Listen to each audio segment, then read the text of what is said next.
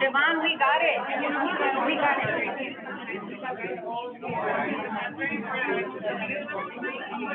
So let me know when okay, it's actually already started.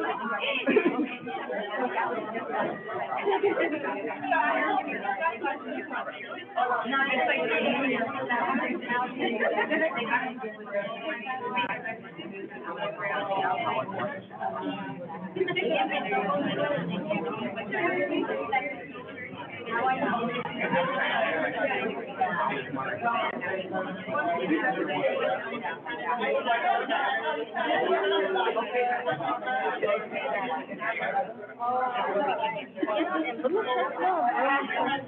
good morning, everyone.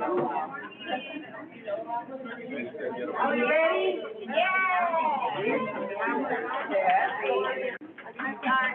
Okay, we're gonna go ahead and start.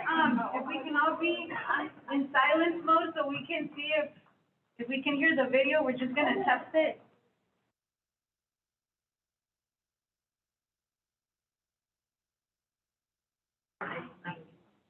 Hi, everybody.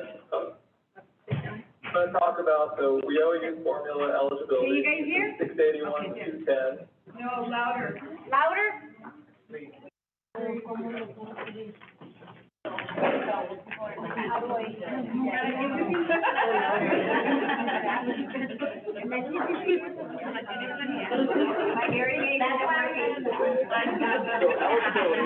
you guys hear? Out of school use or in order to be eligible for the youth program. For out of school use, in order to be eligible out of school use, you need to meet three criteria. Number one. Okay, we're gonna put another one. Okay, so while you. Okay. All right, good morning, everyone. We're gonna go ahead and get started. We will break for lunch. We'll get an hour and a half. We're gonna try to get out of here by no later than 3:30, maybe before that. I don't know, we have a lot to cover. The first thing that we're gonna be covering, we already provided packets in front of you. We're gonna be going over part of the state youth policy manual in regards to eligibility determination. Okay, there's two sections that I provided, that I made copies from the state youth manual. Okay, we're gonna cover that. Along with that, I have three short, webinars from Department of Labor that is going to give us a definition of what an in-school youth is and how an in-school youth, is considered an in-school youth or an out-of-school youth. So we'll look at that. Try it right now. Okay, go ahead. Not attending any school, which is defined under state law, and so the state law would apply for that definition of attending. Number two, is between the ages of 16 and 24 at time of enrollment, so not younger than 16. Okay, cool. So we'll look at those three videos. We're gonna be going over the eligibility forms that we also provided, in your packet. Anna's gonna be going over the state youth eligibility checklist. We're also gonna be going over the high poverty links and how to, determine if a youth, an individual considers to live in a high poverty area by using the census tract website. I also provided, an AJC, it's like a 75-page, handout, like a guide for you on how to go through the youth eligibility application in AJC. And then Anna will be covering income, and at the end, we're gonna leave questions, okay? We're gonna open that time frame for questions at the end. That way we can cover everything that we have. The reason why we are having this training today, one, because it was, requested by administration staff. Since, AWC will be going through a transitioning phase, starting July 1st. Starting July 1st, Arizona Western College staff will be conducting, their own youth eligibilities. Okay, so that is the reason why administration staff requested for me and Anna to do this training, okay? So at the end, we'll leave questions, write down your questions in case you forget, and then at the end, we'll leave that space for questions and answers, and hopefully we have an answer for you. It's a lot, it is a lot. I've been working on this for the past 3 weeks, even last night, so we're gonna try our best. I have here Frank, and I have Mariana, and I also have Lydia. You guys, Maria, I'm sorry, Maria and Frank, Lydia, Gladys, Vanessa, Norma, and Anna, you know, that have done previously youth eligibility, so they might even know more than I do. So jump in if I miss anything. So we're gonna go ahead and start. We're gonna start with the first video. And so the first video, again, like I said, it's a webinar, and you can find these through a very resourceful link that you can go into Workforce GPS. They have a lot of additional resources, training tools. They have, you know, information on eligibility for youth, on case management, objective assessment. There's additional information about the 14 youth program elements. So I do strongly recommend that you go in there. You know, if you're looking for some guidance or anything that relates to the youth program, workforceGPS.com is a very useful tool, okay? So the webinar, it's very short. The webinar that we're gonna show comes from Department of Labor, and the Workforce GPS website is a website that is handled by Department of Labor, Employment and Training Services. So we're gonna see, we're gonna find out, we're gonna look at how a youth is determined as an out-of-school youth. Okay, that's the first thing that we're gonna see. Yes. Hi, everybody. So I'm going to talk about the WIO Youth Formula eligibility. This is 681-210 in the reg. So eligibility, you either need to be an out-of-school youth or an in-school youth in order to be eligible for the Youth Formula Funded Program. For out-of-school youth, in order to be an eligible out-of-school youth, you need to meet 3 criteria. Number 1, not attending any school, which is defined under state law, and so the state law would apply for that definition of attending. Number 2, between the ages of 16 and 24 at time of enrollment, so not younger than 16 and not older than 24 at time of enrollment. And so note that age eligibility is based on the age of enrollment. So if they're age 24 and about to turn 25 and they enroll in the program and turn 25 the day after they enroll in the program, you can continue to serve them for as long as necessary based on their individual service strategy. They're not kicked out of the program once they turn 25. So it's all based on age at time of enrollment. And then lastly, they need to have one or more of the following 9 barriers, is what we refer to them for lack of a better term. But they're different conditions that are listed in the Act and the regulations, and you have to meet one of those 9, which I'll cover now. So here are the barriers. Number 1, a school dropout. Number 2, I want to draw your attention to because it's new under WIOA and it did not exist under WIA. It's a youth who is within the age of compulsory school attendance but has not attended school for at least the most recent complete school year calendar quarter. So that's somebody who's still on the roll but not attended in the most recent calendar quarter, and that can qualify, one, as long as they meet the other 2 criteria, age and not attending, that counts as the out-of-school barrier. And then the third one, a recipient who has a secondary school diploma or its recognized equivalent and is low income and either basic skills deficient or an English language learner. So this is someone who has their secondary school diploma or its equivalent and is either basic skills deficient or English language learner. And for this one, you have to be low income, and I'm going to talk in a couple slides more about the low income requirements for the program because they are different than what was under WIA. Number 4, an offender. You'll notice that we changed the terminology from the Act to the final rule in the Act. There was different offender terminology for in-school and out-of-school, and we got questions in the NPRM on why they weren't consistent. So in the final rule, we use the terminology and offender for both in-school and out-of-school barriers, which hopefully will make it easier for you. Number 5, a homeless individual, homeless child, or youth, or a runaway. This is another slight change from the NPRM to final rule in that both the Act and the NPRM group homeless, runaway, and foster youth together, but we separated them to be more clear. And so you'll see on the next slide, foster care is now number 6. So you'll notice in the Act, there are only 8 barriers listed for out of school, and there are 9 in the final rule. The reason is because we separated foster care from that homeless runaway category. So category 6, an individual who is in foster care or has aged out of the foster care system or has attained 16 years of age and left the foster care for kinship, guardian, or adoption. And that is another phrase we added in the final rule that does not appear in the Act or NPRM. So look closely at the language on foster youth because it has changed. 7th barrier, individual who is pregnant or parenting. 8th, an individual with a disability. This one is new under WIOA, and under WIOA it was not a barrier. And so we're glad that is one of the listed barriers that will help with eligibility. And then lastly, our catch-all category, so to speak, which is a low-income individual who requires additional assistance to enter or complete an educational program or to secure or hold employment.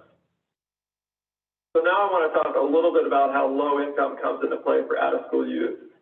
Not all out-of-school youth must be low income. This is definitely a change from WIA and a really good one in that it will help more out-of-school youth meet the eligibility criteria. Only 2 of those 9 types of barriers that I just went over require an individual to be low income for out-of-school youth eligibility, and those were barriers 3 and 9. 3 was the secondary school diploma or equivalent who is basic skills deficient or an English language learner, and 9 was the individual who requires additional assistance. All other out-of-school youth barriers do not require the individual to be low income, so you do not have to collect or ask about any income data if it's an out-of-school youth who meets eligibility from one of the other 7 barriers. You know what, I'm sorry, I didn't even present myself. My name is Elena Felix, and I am the workforce liaison. I am in charge of providing training. I also handle the eligible training provider list, work with the training providers, and I also do policy procedures. Sorry about that. Okay, so we just covered what constitutes an out-of-school youth. One of the things that, and go ahead and pull out this packet, okay? Which is part of the state youth manual, okay? So we just covered the first page and the second page. We're gonna be covering section 305, which is eligibility determination, and we're gonna be covering section 306, which is documentation for eligibility, okay? Again, I pulled this out from the state youth manual. So one of the things that I want to also mention in regards to out-of-school youth, and this is, go ahead and write this down on your handout. I'm sorry, could you are you talking about the 21? No, I'm talking about the state policy. Youth manual. I got it. See? Page 25, it starts on page 25. Are we there? Okay, going back to the out-of-school youth, if you pull our local policy, and write that down on your notes if you want, if you refer back to our local policy, the policy that explains about registration, enrollment, and data entry, and you can find this in our website on page 3.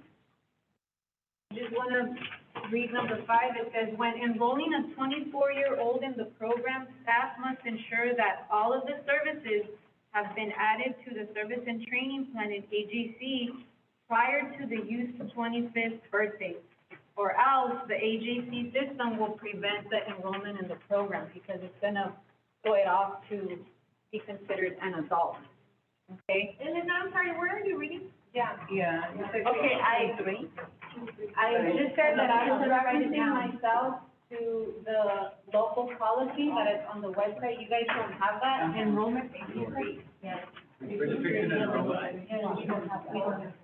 So, I'm referencing, yes. So right now, you guys need to pull this one. Yeah, that's the one that I was looking at, So but I was. keep this one in front of you, okay? Is that a separate one from the packet? No. But she's Yes. going over yet. So this is gonna be the state.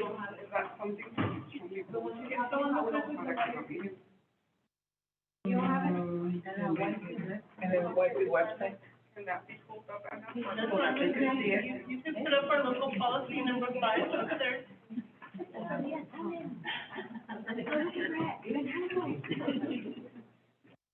Okay, does everybody have the state youth policy manual, page 25 through 39? Yes. All right, okay. I mean, you took mine, but.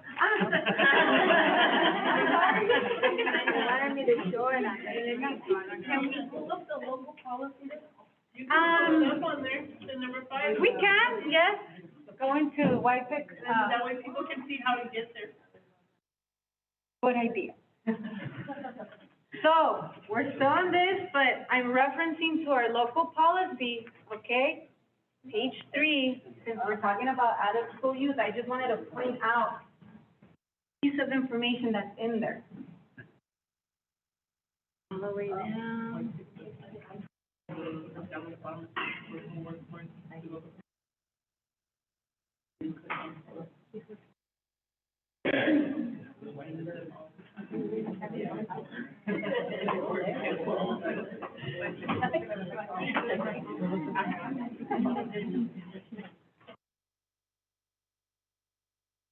You can go to the White House website too, and go to local workforce development board, and then policy.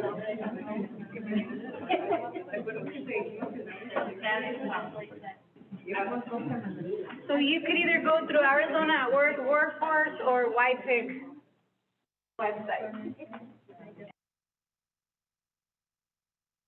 Okay, so you're gonna click the registration, enrollment, and data entry policy. This is our local policy. Okay, go to page 3, Anna. And because we're talking about out-of-school youth, I just wanted to mention number 5 on page 3. So you guys can write that on your handout if you want. Page 3, okay, number 5, right here. It says, when enrolling a 24-year-old in the youth program, staff must ensure that all of the services have been added to the service and training plan in AJC prior to the participant's 25th birthday, okay? Or else the system is not gonna let you enroll the individual as a youth. So that means, just to clarify, that means the the development of ISS, the objective assessment. Everything the needs to be in there, yes. Those all have to. Yes. So that's in the case that, say they're gonna Okay. turn 25 the next day, correct? Yes. Something like So that. we're gonna leave questions till the end because we're not gonna have time to cover, okay? So jot down your questions and then at the end, we can discuss your questions. Okay, so I just wanted to show that to you. That's on our local policy. The other thing, Baker State Policy Manual, okay, on page 27. Okay, page 27, Part B, where it says participants who are found eligible as an out-of-school youth may continue to receive services beyond the age of 24 once they are already enrolled in the youth program. So if you have a youth, an out-of-school youth that came in as a 23-year-old at time of eligibility, and they turn 24 or 25, and they're still in the program, that's okay. You don't have to exit that individual, okay? And just an addition in registration enrollment, you're talking about age. They have to be 16, for local policy.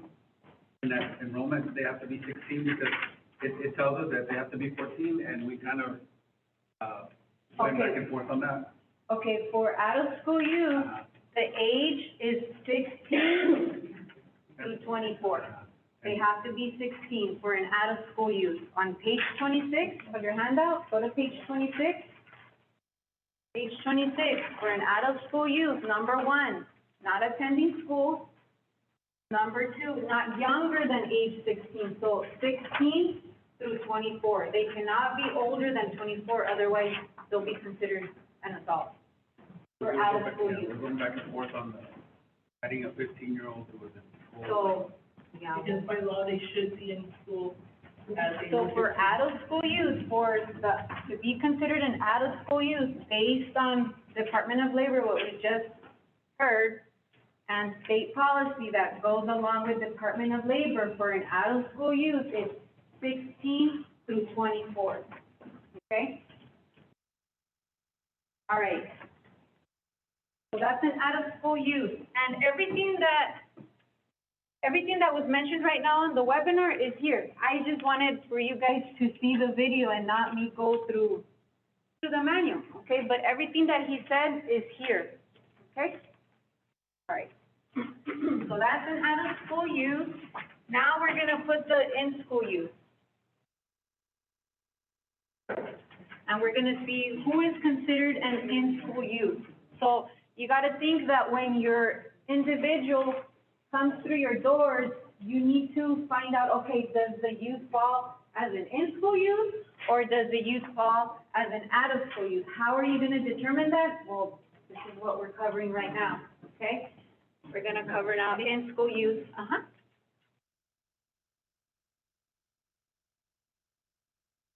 Now let's talk a little bit about in-school youth eligibility. This is 681-220 in the final rule. An in-school youth must meet 4 criteria. Number 1, attending school, and that includes secondary and post-secondary. We got a question asking about post-secondary students and whether they're considered out of school, and the answer to that is no. Post-secondary students are considered attending school. Therefore, in order to be eligible, they would have to be eligible through the in-school youth criteria. They would not meet the out-of-school youth criteria. So again, attending school, either secondary or post-secondary school. The age for in-school youth is different than out-of-school youth. It's age 14 through 21. And again, it's based on age at time of enrollment. I talked about that earlier. An individual must be low income in order to meet the in-school youth. So that's very different from out-of-school youth, in that out-of-school youth, only some need to meet low income, but all in-school youth must be low income. And then the fourth is the barriers, and they have to meet 1 or more of the following 8 barriers, and I'll talk about them. The barriers are pretty similar to the barriers for out-of-school youth, with the exception that, of course, it doesn't have the first 2 barriers, the dropout or compulsory school age but not going to school. The rest of the barriers are fairly similar. Basic skills deficient, English language learner, and offender. I talked about making those more consistent.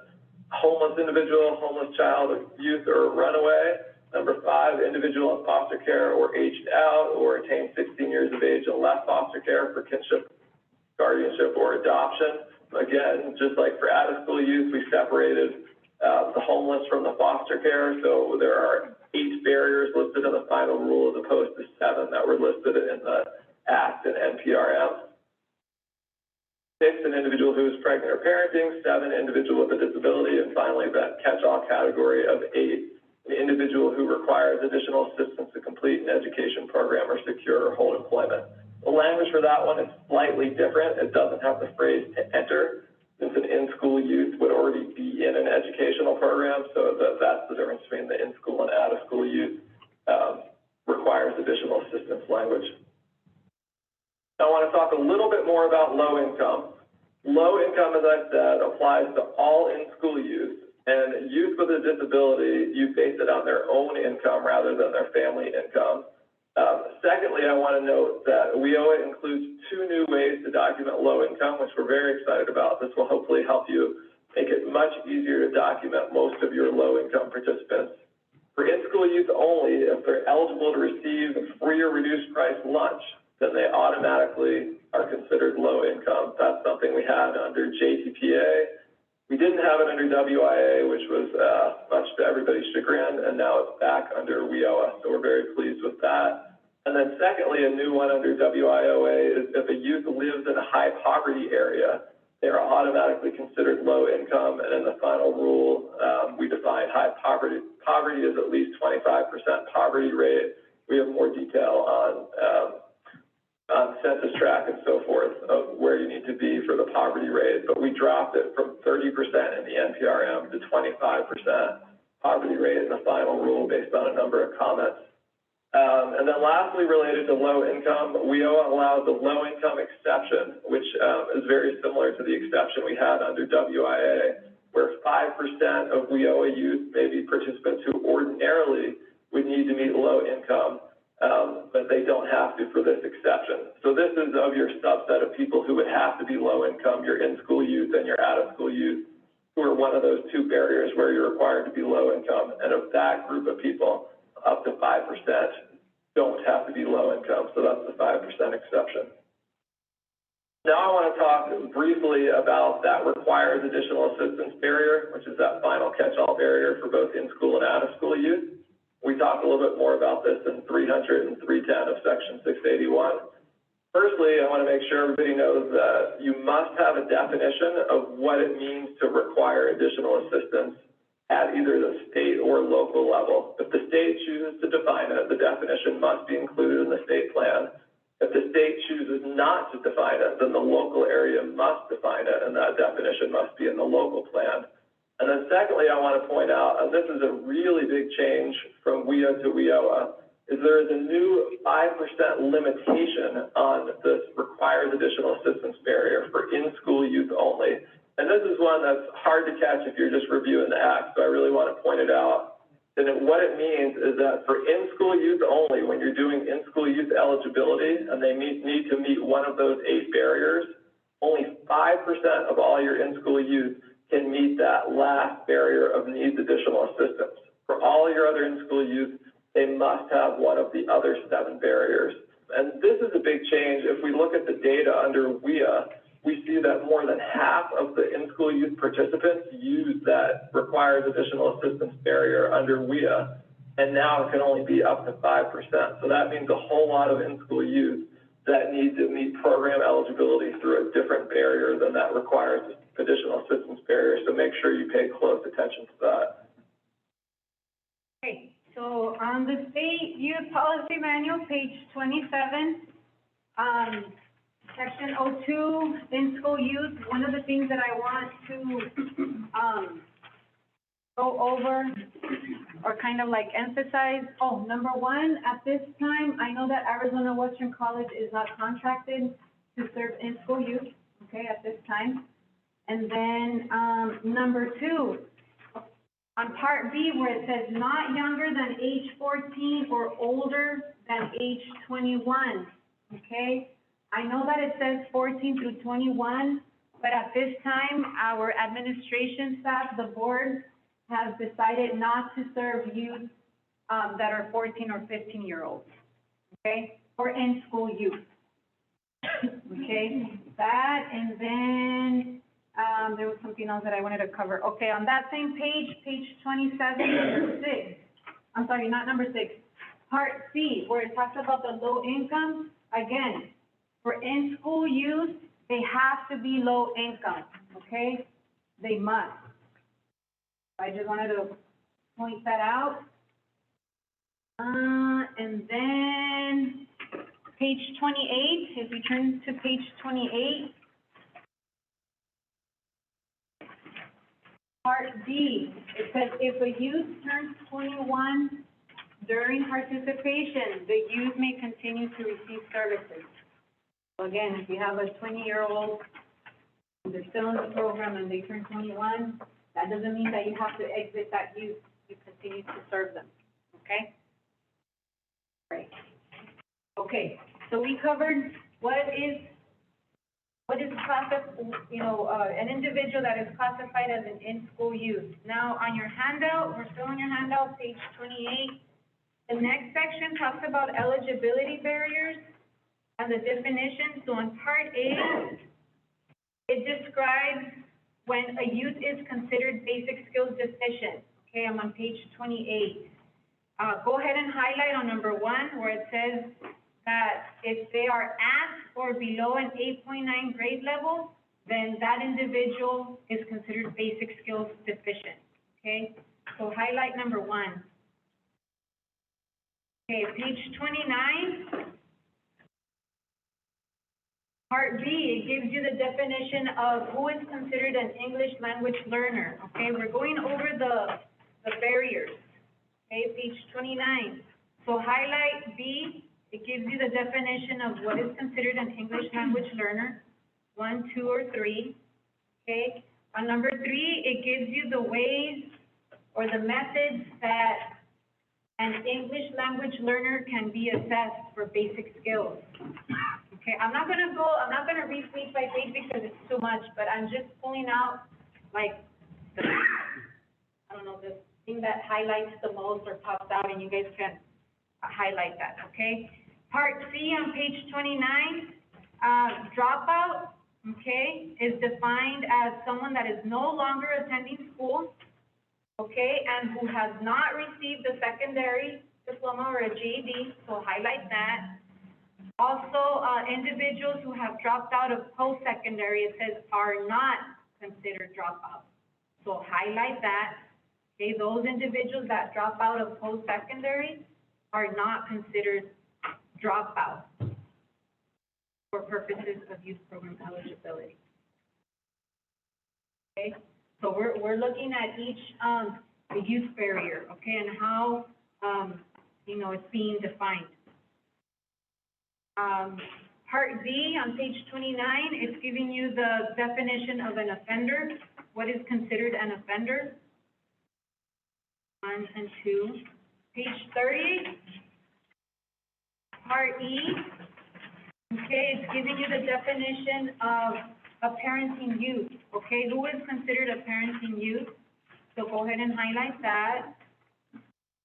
Now, I want to focus on the second, on the last paragraph on Part E, not paragraph, but sentence. It says, when a youth is within the youth program age eligibility requirements, the age the youth becomes a parent does not factor into the definition of parenting. So in other words, it doesn't matter the age of the youth, okay, for it to be considered a parenting youth. And then Part F, I'm still on page 30, it gives you a definition of an individual who is pregnant, okay? Section 04, school status. We're gonna go ahead and show the webinar, Anna, definition of school status, and school status timing.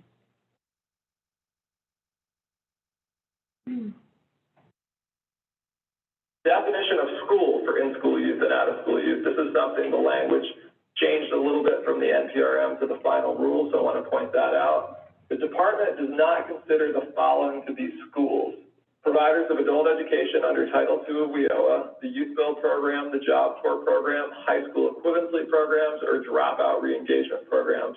In the NPRM, we did not have those final two categories, and they do appear in the final rule.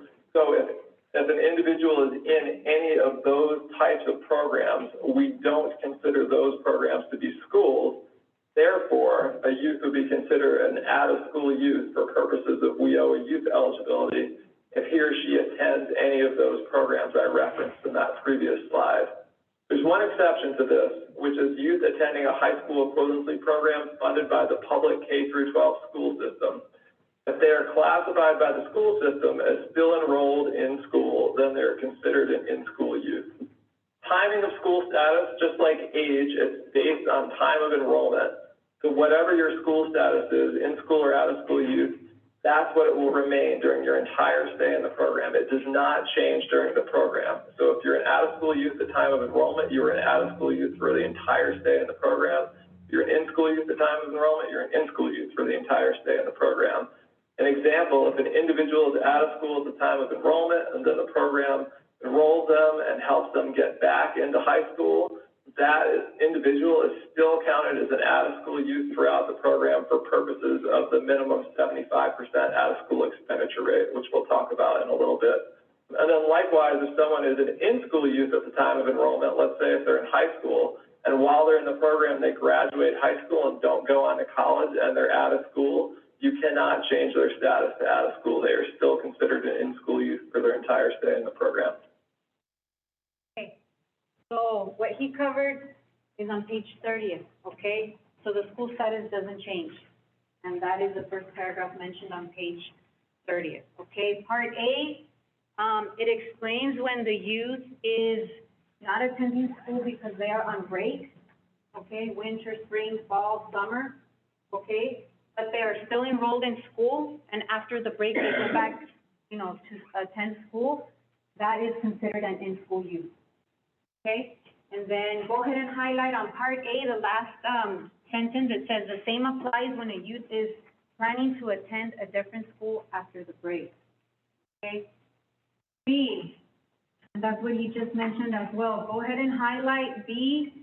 It says when a youth is in the youth program between high school graduation and post-secondary, okay, they're about to graduate and, go into post-secondary, it says the youth is considered in school. So go ahead and highlight that piece, considered in school, if they registered for classes, even if the youth has not yet begun post-secondary at the time of the youth program enrollment, okay? But then there's a second piece to it there on page 30, part B. It says, however, if the youth graduates from high school and registers for post-secondary, but does not ultimately follow through with attending post-secondary, they are considered out-of-school youth, okay? So go ahead and highlight that. And then part C, as he mentioned, it's gonna explain to you those programs that are not considered schools, with the exception of the ones that he mentioned, if that program is funded through K-12 school system, they are classified as a school. Therefore, if the individual is attending one of those programs, then they are considered in school youth, okay? So that's part C. And then part D is for those individuals that are attending online secondary or online post-secondary, okay? They are considered to be attending school, so go ahead and highlight that. Okay, and then it also mentions, those that are being homeschooled, attending public, private, or charter, page 31, they are also considered to be attending, school, okay? Page 31, part E, it talks about those, individuals, if they are enrolled in any, credit-bearing community, college or post-secondary, those are considered in-school youth, so go ahead and highlight that. Now, if the individual is attending a non-credit, class, then they are considered out-of-school youth. So that's on part E, go ahead and highlight that piece as well. And then F, a youth who is within the age of, ¿cómo dice? Compulsory school attendance, but has not attended school for at least the most recent complete quarter or semester, is an out-of-school youth. Okay, and how do you determine the semester or the quarter? That's gonna depend on the local school district. Okay? All right, so that is, section 4, school status. The next section on page 31, talks about youth who requires additional assistance. Part of your packet, when I go over the handouts, one of the handouts that we have is the youth requires additional assistance. The state does not define what are those additional barriers that fall under youth requires additional assistance. It's each local area that defines those, okay? So those are listed on that form that I will be covering as part of your packet, okay? So for this section, it's basically for those individuals, either in-school youth or out-of-school youth, that don't have any of the listed barriers that we just covered right now, but that they have a listed barrier under youth requires additional assistance. I'll be going over that form as well, okay? Now, like he said, we are only limited to that 5%, okay, of using that youth requires additional assistance. And that is for, the individual could be low income, okay, but the barrier is listed under youth requires additional assistance, or it could be a youth that is over income, that doesn't have none of the other barriers, but falls under youth requires additional assistance. So in other words, the 5% limitation is for those that are over income, okay? A, B, and C, I won't cover that. I know that we have to, it'll be kind of like a separate meeting, Carrie, so we can explain to you how you track the 5% stuff, even though I know that you're not serving in-school youth, and that might be kind of different, but an out-of-school youth could be over income and be under this category, youth requires additional assistance. Okay, so that would be something separately that we'll get with you, okay? All right, let me see, and then part D, on page 31, it says a 5% limitation is state. Okay, so that is a state, we get that report from state, and then from there, we kind of calculate the 5%, which, again, we'll get with Carrie, later. I do want to emphasize part E on page 31.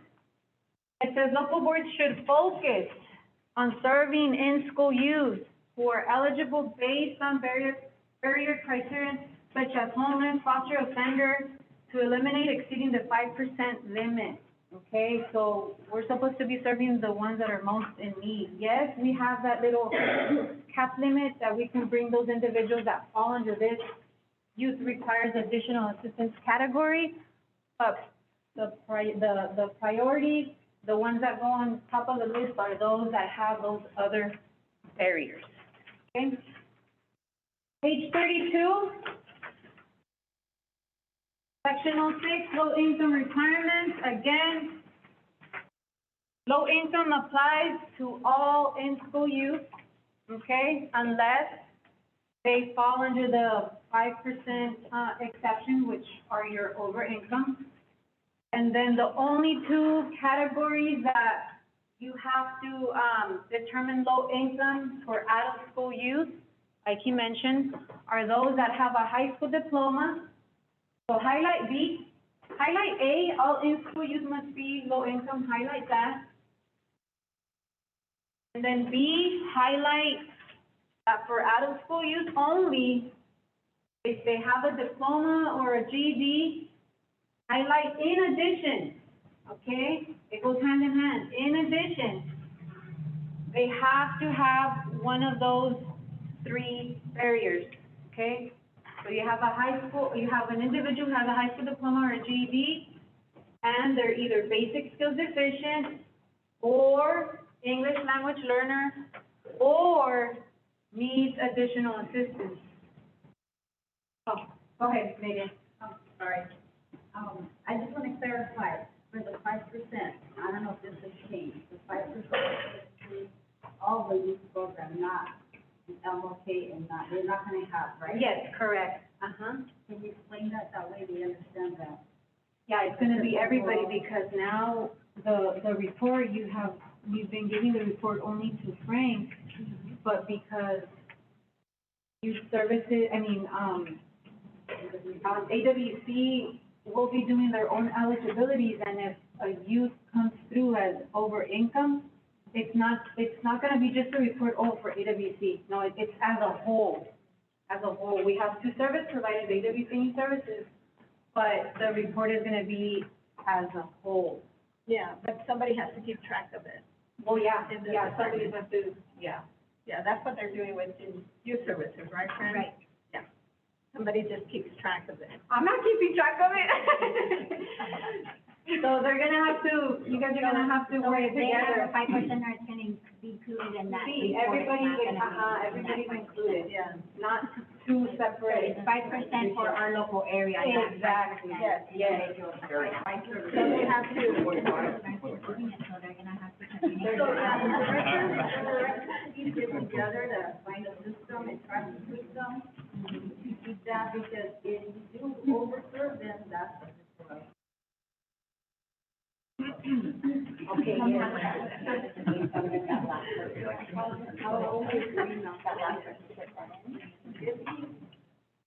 So that's why, and it's tracking those 5%ers and how many we have enrolled, you're gonna have to, keep track of it so that you're not enrolling someone that, is gonna be over income for you. So as you're exiting people, that are 5%ers, then that opens an opportunity for someone else to come in.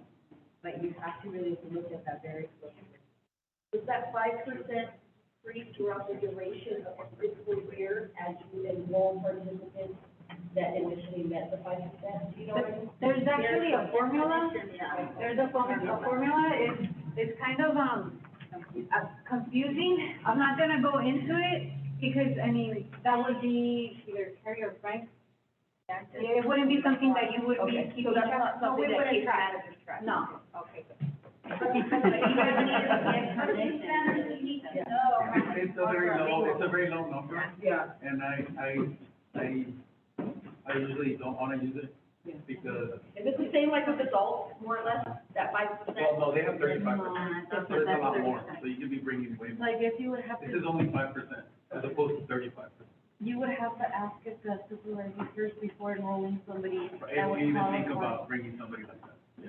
If you find out at eligibility that there are over income before you even, submit or even say you're qualified, you need to look at that list, or however you guys are gonna do that, so that you know, yeah, there's 3 slots, so there's 4, and then you gotta remember that communication's gonna be key, Yeah. because now you're working with 2 providers versus 1 that kept track of it at one time. Sorry for that. It's okay. Okay, I gotta go. Okay, bye. Thank you, Frank, and thank you, Lydia, and, okay, so page 32, part C, again, it's talking about those that are over income. Okay, so highlight that. So, you know, we can serve those that go over income, but again, we only have that cap of 5%, I mentioned. Part 07, non-low income use, again, we can serve more than 5%. Okay, and then it gives you there kind of like the calculation, but I'm not gonna go into it. All right? Okay, section 306, we're gonna go into the documentation for eligibility. On that paragraph, go ahead and highlight timely documentation is collected. Highlight attempts, highlight recorded, and accurately in AGC system. So your attempts, your documentation needs to be collected in a timely way. Your attempts have to be case noted and entered in AGC, okay? Page 33. They're saying AJC, we're doing it in ISBS. Okay, we'll Yeah. hold on to that. Okay, page 33, general requirements. Part A, go ahead and highlight WIOA Title 1B Youth Eligibility Checklist. So Part A is basically stating that you have to use the state youth eligibility checklist that Anna will go over today. Part A and B is also telling you that all the eligibility documentation, okay, that pertains to your youth must be uploaded in AJC, okay? With the exception of uploading medical / confidential information / information that contains PII, okay, personal identifiable information. That must not be uploaded. Now, if you upload a document that contains PII, you have to redact, okay? And right now, we're only redacting the social, yeah, because they kept going back and forth and, yeah, okay? So A and B is basically, that's what, you know, it states there. And not only your eligibility backup documentation is being uploaded, but also your data validation documents as well, okay? Part C explains to you how the WIOA applicant statement is being used, when it's permitted to be used, okay? When Anna covers the state youth eligibility checklist, I'm gonna tell you right there, under what criteria the WIOA applicant statement may be used, okay, for eligibility purposes. Page 34. I do want to emphasize, page 34, Part B. Go ahead and highlight Part B. When you have a youth that is under the age of 18, okay, under the age of 18, no matter if it's in-school youth or out-of-school youth, okay, a youth under the age of 18, The WIOA applicant statement needs to be signed by the participant and by the parent or guardian, okay? And the reason for doing that is that the parent or guardian is giving permission to the youth to be enrolled in the youth program, okay? Cool. Highlight Part D. Okay, page 34, I'm still on page 34, determining low income status. So how do you determine the low income status for a youth? Okay, who's considered low income? So number one says receive, a youth that receives or, go ahead and highlight or, receives or has received or is a member of a family that receives or has received in the past 6 months temporary assistance for needy families, okay? So it's talking about those youth that have received or is receiving or is a member that is receiving or has received in the last 6 months that type of assistance, okay? And that's number one. Or maybe your youth is not receiving TANF, but it falls under number two. So number two is when the family has income. So, and Anna will cover that. She'll go over the income matrix for Yuma County. So if the youth income does not exceed, okay, does not exceed, go ahead and highlight, does not exceed the federal poverty guidelines or the 70%, then they are considered low income. Okay, and Anna will go over more into that section. So that's two. Or maybe the youth falls under number three if they're receiving SNAP, okay, SNAP assistance, food stamps. Again, same thing as number one, receives or is a member of a family that receives or has received in the past 6 months, okay? Or maybe your youth falls under number four, okay? Maybe the youth is a homeless individual, and we do have a definition for homeless. It's part of one of the packets that I gave you. I added the definition there for you, but it's right there as well. Individual who lacks a fixed, regular, and adequate nighttime residence. But on one of your packets, I put more information in regards to homeless. So individuals that are homeless automatically qualify due to their, homelessness, and they're considered low income, okay? 5, same thing, as foster child, they automatic are considered low income status. Page 36. I'm sorry, page 35, sorry. Page 35, I'm gonna ask Anna to help me with that one. And the disability, yeah. Okay, for this one, let me read the definition. It's a member of a family whose income does not meet low-income requirements, but is an individual with a disability and therefore can be counted as a family of one, so that individual income meets the low-income requirement. So when you're doing the income and you have the participant that has a disability, and what you're gonna do is you're gonna do the income for the whole family unit. Let's say it's a participant but it's in a family size of 5, the parents and other siblings. So you're gonna do the income as a family unit of 5, and then if it comes out as over income, then you're only gonna look at the participant's income. And based on that, if they're low income just on his income, then you would enter the income just of the participant in AJC. You will still show on your income worksheet that you did it as a family size, because you have to show that they were over income as a family unit. But and there's a note section on the bottom where you have to put a note there, say, over income, but participant, due to participant disability, is being counted as a family of 1, or something like that.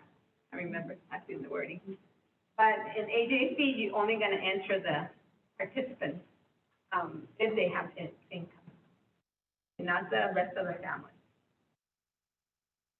That's for in-school use, right? What was that? Yes. For in-school use, because. Well, they have to whenever be you're low income. gonna determine, Because for out-of-school use, if you have a disability, you don't have to be low income.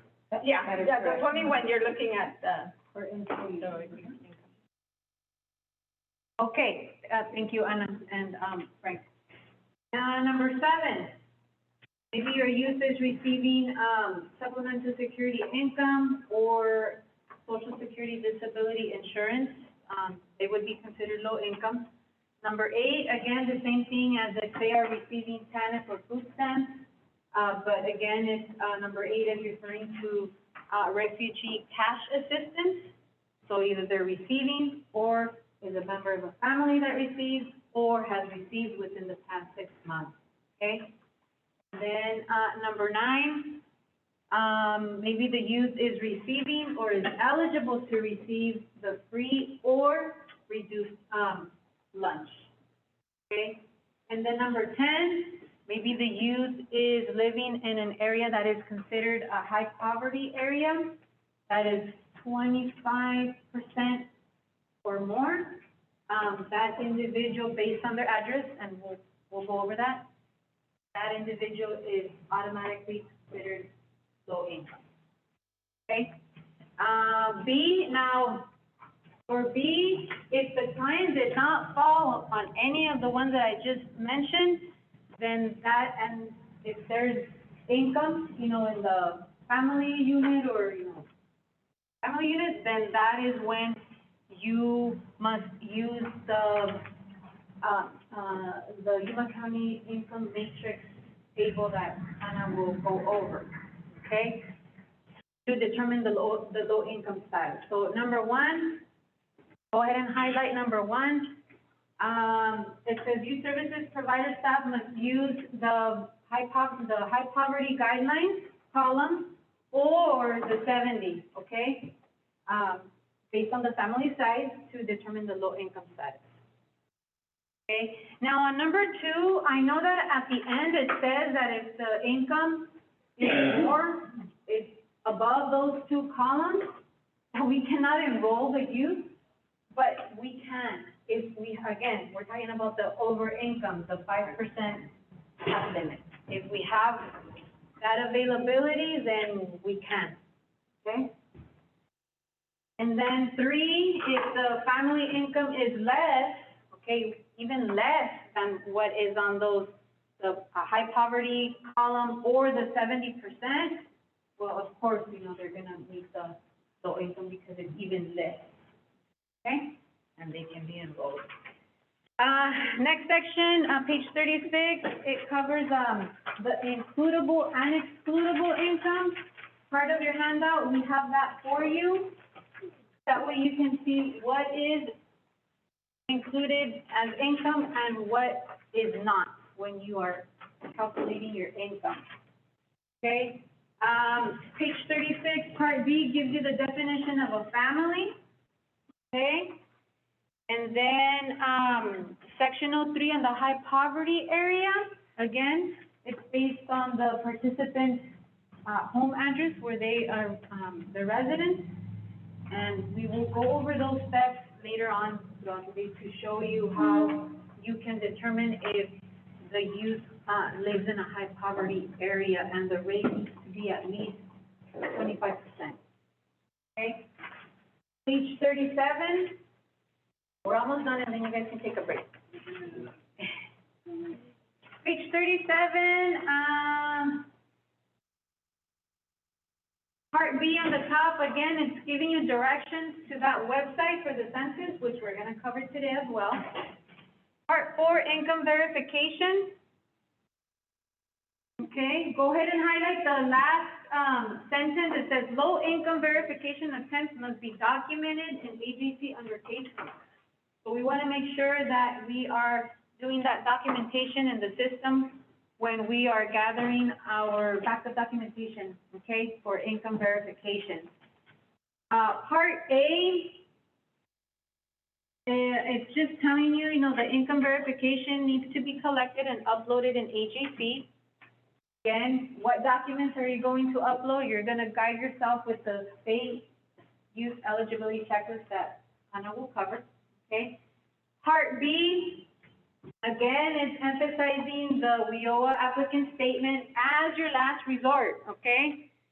I want to focus on the last sentence on Part B. It says the career planner, youth services provider, or other Arizona work staff do not qualify as a witness, okay, and must not sign as a witness, okay? So the form does ask for a cooperating witness, so, we cannot sign that form, okay? Part C talks about those individuals, receiving child support. Okay, again, your attempts of gathering that information, it needs to be documented. And then Part D, when I was reading this, I didn't even know this. But it says that, local areas may assist with the cost of this, but I would have to get, I would have to verify with admin, because it says that, staff can verify the Social Security benefits through the Social Security consent-based verification services. I guess it's something online that they have, but there's fees associated to that. And it says that it's an allowable cost and can be paid by the local board, but I would have to get back to you. I don't know how common that would be. Have you used that before? Okay. But I can get back to you. How would we? And then the website is not even there, and it doesn't even give you instructions, but to me, I think it's a website online that you go in there and you verify. Maybe there's a monthly fee for it, that's what I think, probably. But, You know, the work number has a lot of different things now, and you might be able to verify. so I can get back to you on that one, okay? Page 38, we're almost done. Page 38. Same thing, getting your documentation if they're receiving SNAP, TANF, refugee cash assistance, if they are getting the, Social Security benefits. Part J and K, there's a difference on J and K. J, it says youth who receive or are eligible to receive a free or reduced price lunch, and then it's gonna tell you 1, 2, and 3, the backup documentation that is allowable, that you have to collect. So it's either a school documentation stating that they're getting free or reduced lunch, a letter from TANF, right, that they've been approved, or a letter from the SNAP program. But K, it says youth who receive free lunch through the summer food service program, which is different, and students who attend schools that are eligible for the community eligible provision are not automatically considered low income. So there's a difference. So go ahead and highlight K, okay? All right, page 39. Again, L talks about the high poverty through the census tract, which we'll show you. On L, go ahead and highlight the last sentence. It says the rate for a high poverty area must also be included in AJC system through their case notes. It needs to be case notes. It also needs to indicate the name of the county or the census tract number. So that needs to be case noted when we are using the high poverty criteria, when we are determining that the individual is low income, okay? And then the last section is the selective service requirement, okay? Part B, I want to focus on Part B. It says male youth participants who reach 18, okay? At age while enrolled in the program, they have to be registered through selective service, okay? It says within 30 days of their 18th birthday, so highlight that. Then highlight the next sentence. It says, if a male participant does not register for selective services within 30 days of their 18th birthday, he is no longer eligible to receive those services. when I was reading, like, ooh, either I forgot or, but yeah, so highlight that, please. Among your, I don't know, management staff, you guys might wanna have a system on how to track those that are gonna, that will turn 18, okay? That way, you guys can avoid them. Okay, let's take a break. We're done with this packet. Let's take a 15-minute break.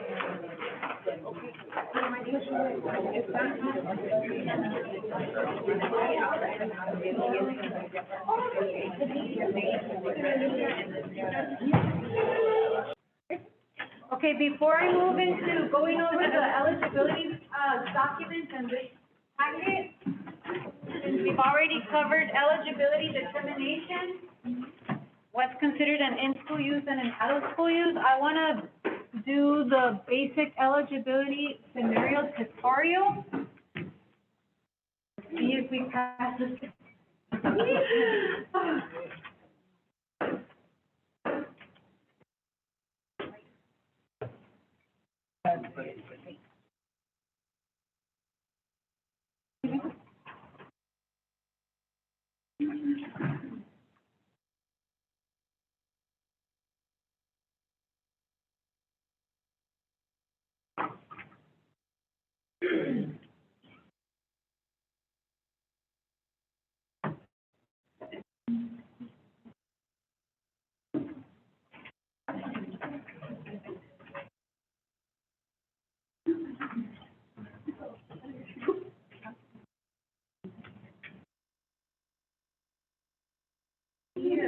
Maybe the speaker's not connected? Oh. Or on? Or on?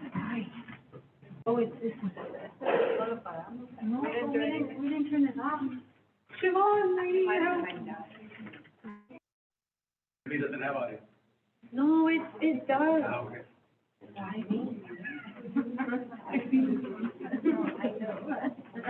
Pause it, that's pause.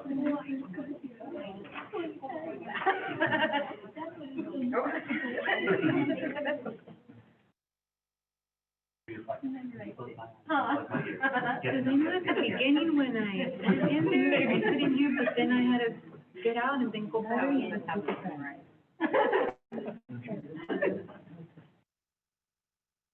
Series.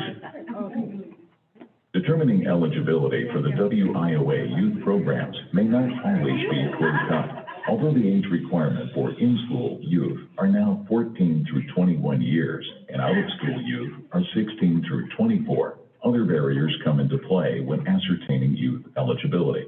Low income does not apply to most out-of-school youth, so other factors contribute to eligibility for many young adults. This tutorial helps you understand how to determine eligibility for in-school and out-of-school youth by providing you with 5 basic scenarios. After you have completed this tutorial, you will be able to determine if a young adult with barriers to finding employment is eligible to participate in a WIOA youth program.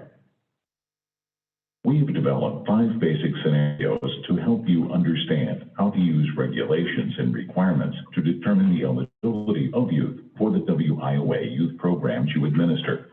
Click a youth's image to begin the scenario. After you have reviewed all scenarios, click Continue.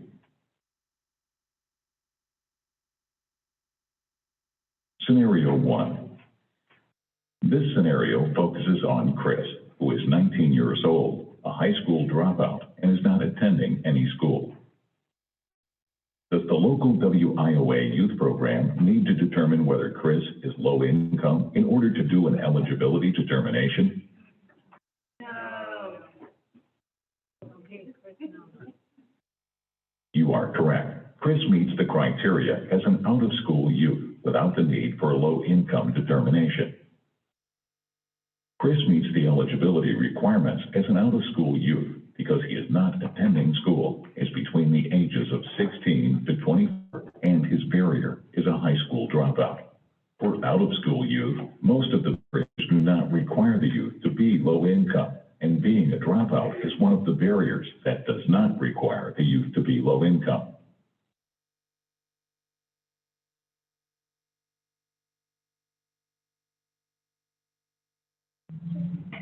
Scenario 2. Meet Jasmine, who is 16 years old. She is enrolled in her local high school, but she has not attended school for the past 6 months. Is Jasmine eligible for the WIOA Youth Program?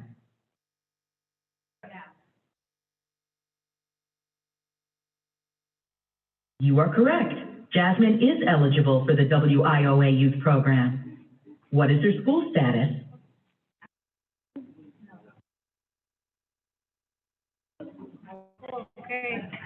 That's right. Jasmine is considered an out-of-school youth. At 16 years old, she meets the age range requirements of being between 16 to 24 years old. Jasmine falls under Barrier 2 as a youth who is within the age of compulsory school attendance, but has not attended school for at least the most recent complete school year calendar quarter. In addition, it is not necessary to check her low-income status because her barrier does not require the youth to be low income. If Jasmine had only missed school for 1 month, she would not have met the requirements for this barrier, because WIOA requires a youth to not attend school for the most recent complete school year calendar quarter.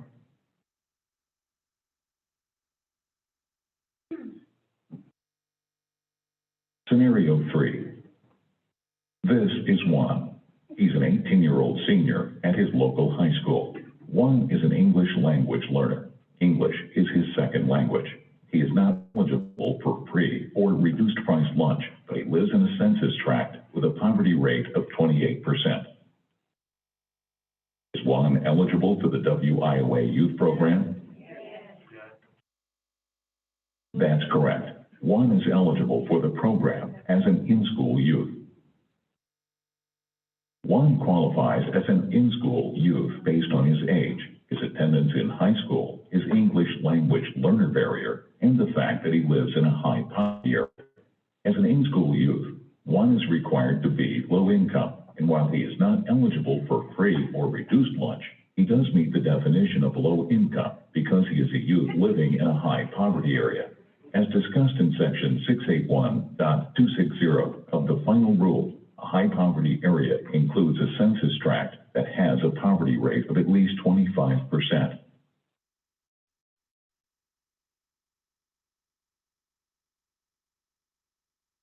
Scenario 4. Let me introduce you to Alice. Alice is 19 years old and attends her local community college.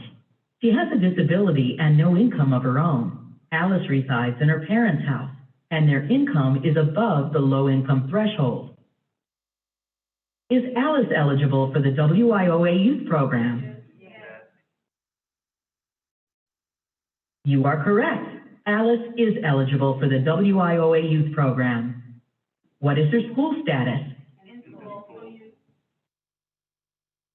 That's right. Alice is eligible for the WIOA Youth Program as an in-school youth. Alice qualifies as an in-school youth based on several factors. At 19, Alice is under the 21-year-old age limit. She is attending school, a post-secondary education institution. She also has a barrier as an individual with a disability. In addition, Alice must also be low income to be eligible as an in-school youth. However, a low-income determination is based on her own income rather than her family's income because she is a youth with a disability. See section 681.280 of the final rule for additional information. Scenario 5. This scenario focuses on Jason, who is 24 years old and a high school graduate who has been involved with the justice system.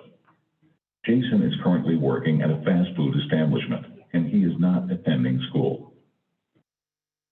Is Jason eligible for the WIOA Youth Program? Click yes or no.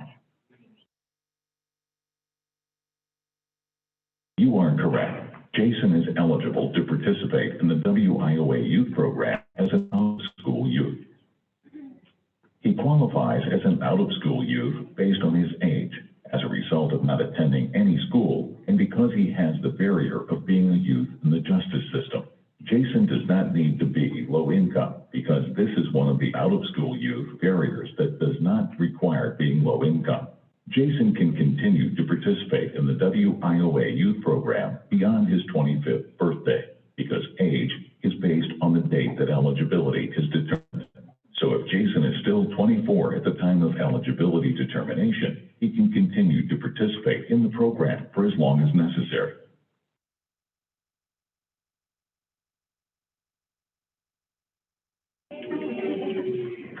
All right, go ahead and take out your packet. Okay, we're gonna go over the forms. I'm gonna go in order how I put your packet together.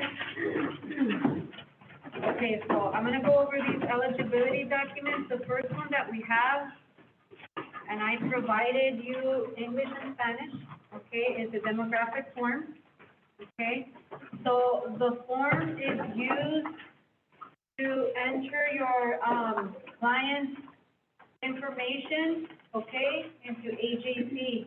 Now, it's up to the service provider if they want to use this document, the demographic form, okay? And by using this form, the document can be completed when the client is present or after after they leave.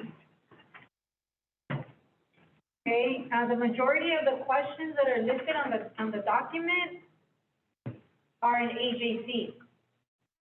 Okay, so you want to make sure that you review the document before the client leaves, and it's also signed. Okay? Now, the form is not required to be saved in ISDS, and it's also not required for you to upload it in AJC. Okay? We want to make sure that the client has an AJC account prior to completing the form. Okay? So you give the form to your client, you review the form with your client to make sure that everything's been completed and signed, and then using this form, you can go ahead and enter your information in AJC that pertains to your participant.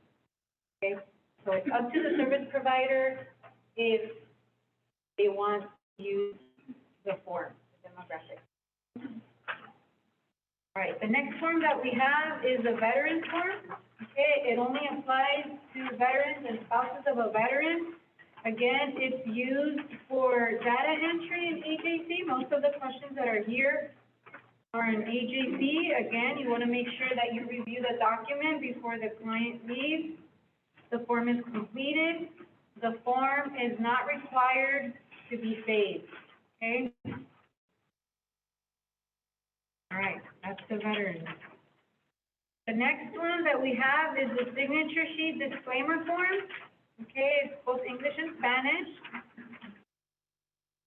The form is listing the documents that are being given to the client, okay, as informational handouts that don't require signatures from the participant. However, the signature disclaimer sheet needs to be signed, and also they are initialing on each document that has been given to the participant, okay, showing that they received the information and that the information has also been explained to them.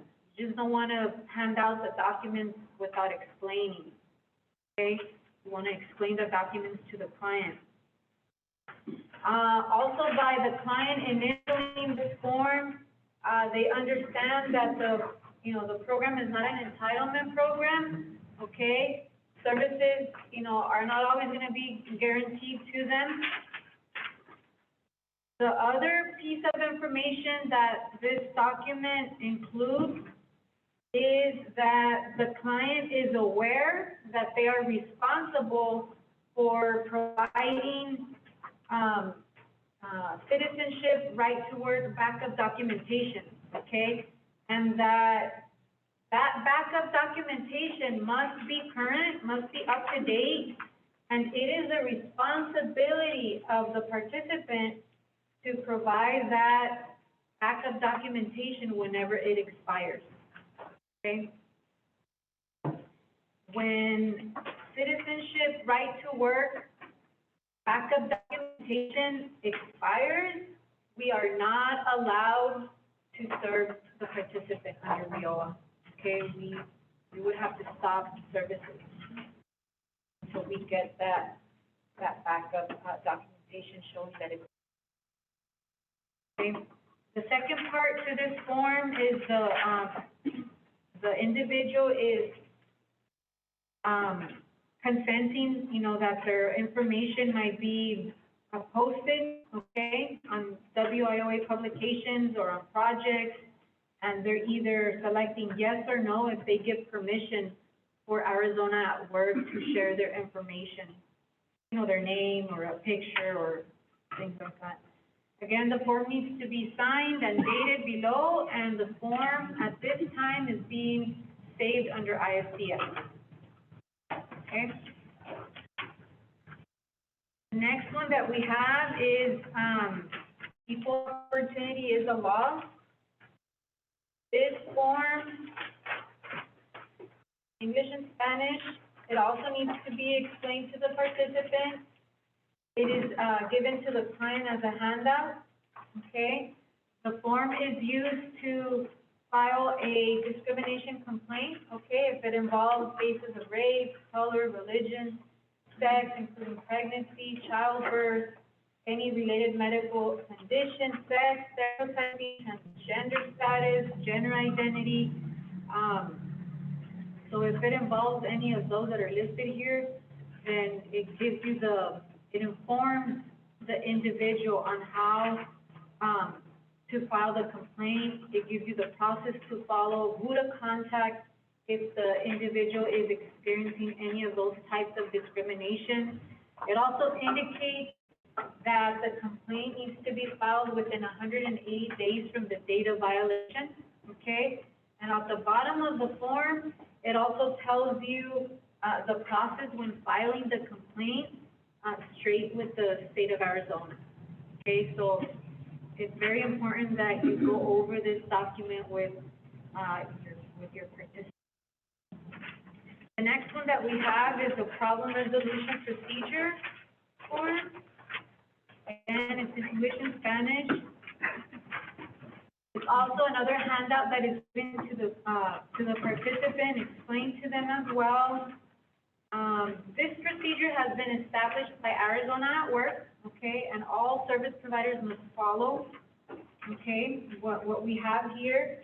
And this is if the participant wants to file a non-discrimination complaint, okay, but it would be rather a programmatic complaint, anything that involves the participant and, in relation to the program, the services that they are receiving. Again, the complaint needs to be written, and it needs to contain the following information described on Part B, which is going to ask for the name of the individual, the phone number, the address, the individual filing the complaint, the name and address of the individual whom the complaint is against, and then stating any facts, any dates of the violation. Okay? It is strongly recommended that program complaints are resolved at the management level before it escalates to our local EO officer, okay? And then Part C of the form, it describes the process when the complaint is received and the time frames given to be resolved and addressed. Okay, so again, this is another very important form that needs to be explained by the participant. And in regards to the problem resolution procedure form and the EO, I also want to mention that part of the questions that the compliance staff is asking during their worksite visits, participant interviews, one of the questions that they ask to the participants is if they receive the problem resolution procedure form and the equal opportunity as a law statement. So make sure, that you do go over these with your participants, that they do get a copy. Not only that, but Arizona at Work, we also get audit on a yearly basis. We are being visited by the state EO officer, and one of the things that includes the audit, is that they also interview participants and staff. So we need to make sure that we are providing, this information to our participants. Okay? All right, the next one, we have the WIOA Customer Satisfaction Survey. Again, this is a handout given to your participants. Okay, we just want to inform the client that it is a possibility that he or she may be contacted by, the state, okay, to see how they are rating our program, okay, our WIOA services. Now, the interview, the responses from the client, everything stays confidential, and the interview is conducted by phone, okay? If, you know, the individual cannot do it by phone, it says there that it could be done also in person or by mailing the questions to them. So we want to make sure that we tell our clients that, it might be a possibility that they get contacted, okay? The next one that we have is the re-enrollment procedure. This is a procedure that the board has established, okay, it's in English and Spanish. Again, it's given as a handout to your client, indicating that participants that are interested in re-enrolling back into the program, it's going to be determined on a case-by-case basis, okay? This is something that management staff will get involved. They'll view the participants' previous enrollment, you know, commitment, activities that they did, and they also need to consider any barriers or challenges, outcomes, and how the participant will benefit from re-enrolling back into the program. Okay, so again, very important. The next one that we have is the year-round youth program. Again, it's also given to the client as a handout, explaining that the client must commit to the youth program, okay? They have to be engaged throughout the year. It's not just back then, years back, I guess the community or people had the understanding that our program was just during summer, but it's not just during the summer, it's throughout the year. So I'm thinking that that's why administration back then came up with this procedure to have in place, to clarify that the youth program is all year round, okay? It also says, and it emphasizes that the youth needs to keep their appointments, they have to participate in their activities, they have to attend if they are scheduled to be, maybe they're basic skills deficient, and at certain times they have to be TAPE tested, so that's what it says here. It also explains about their tardiness or lack of participation, you know, or not being committed. That could result in being exited from the program, okay? And then, very important, if the individual is minor, you also want to make the parent accountable, okay? That they understand that, you know, son or daughter, they must comply, okay, with the expectations of the program. So again, very important that, Question on that one, and very quickly, what if we have a minor, parent says yes, and the participant says, I don't wanna be in the program?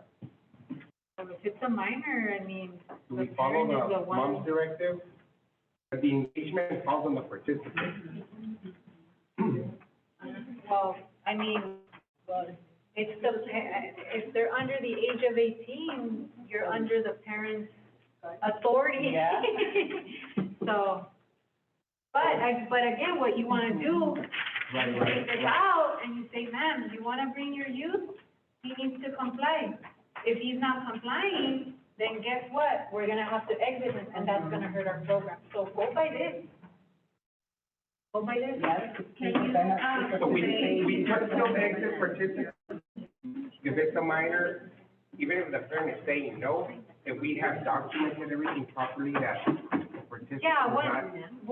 yeah, because you have your proof. I mean, the mom could come screaming and yelling, no, my daughter needs to be in the program because this, and that, but ma'am, you signed, you got a copy of this, you know, it was explained to you at the beginning that if your daughter or son is not complying, they're not being committed. We have all this documented that if he or she hasn't attended our workshop, he or she hasn't been present at the GD classes, guess what? You know, we have given him chances to exit. So this is your backup, your documentation is your backup as well. So everything starts at the beginning. And they do sign on the signature sheet, they do sign both parent and. Ah, there you go. Okay, thank you, Frank.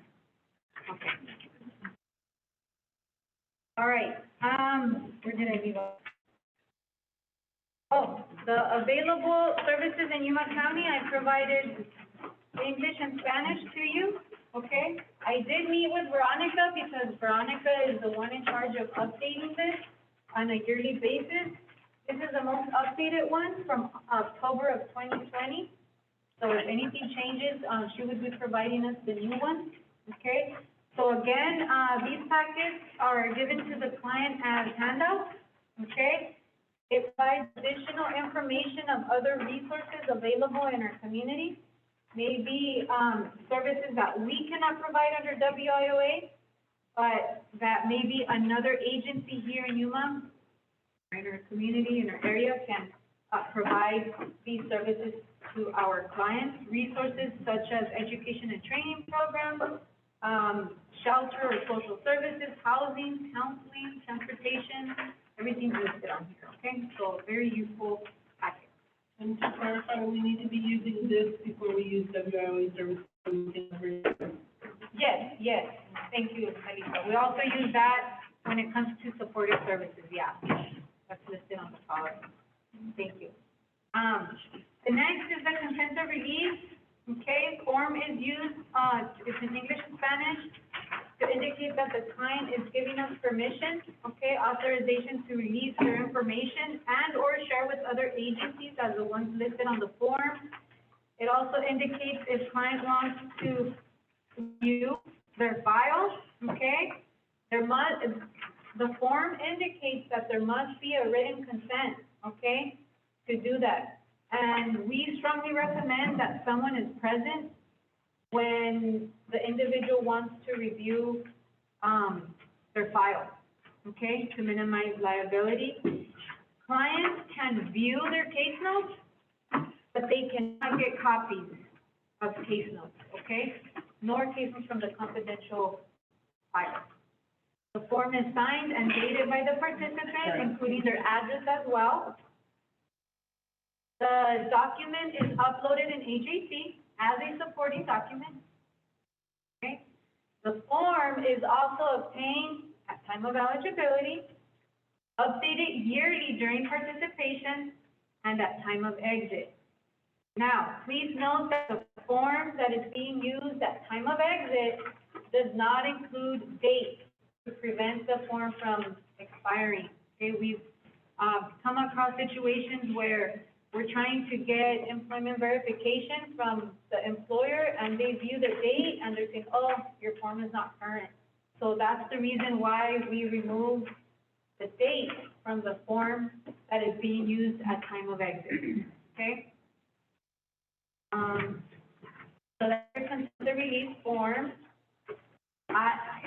The one that I included on your package, this is the most updated one, because I sent an email, I think last week or this week, I don't remember. I made corrections to it, so the one that you have in front of you is the most updated one, okay?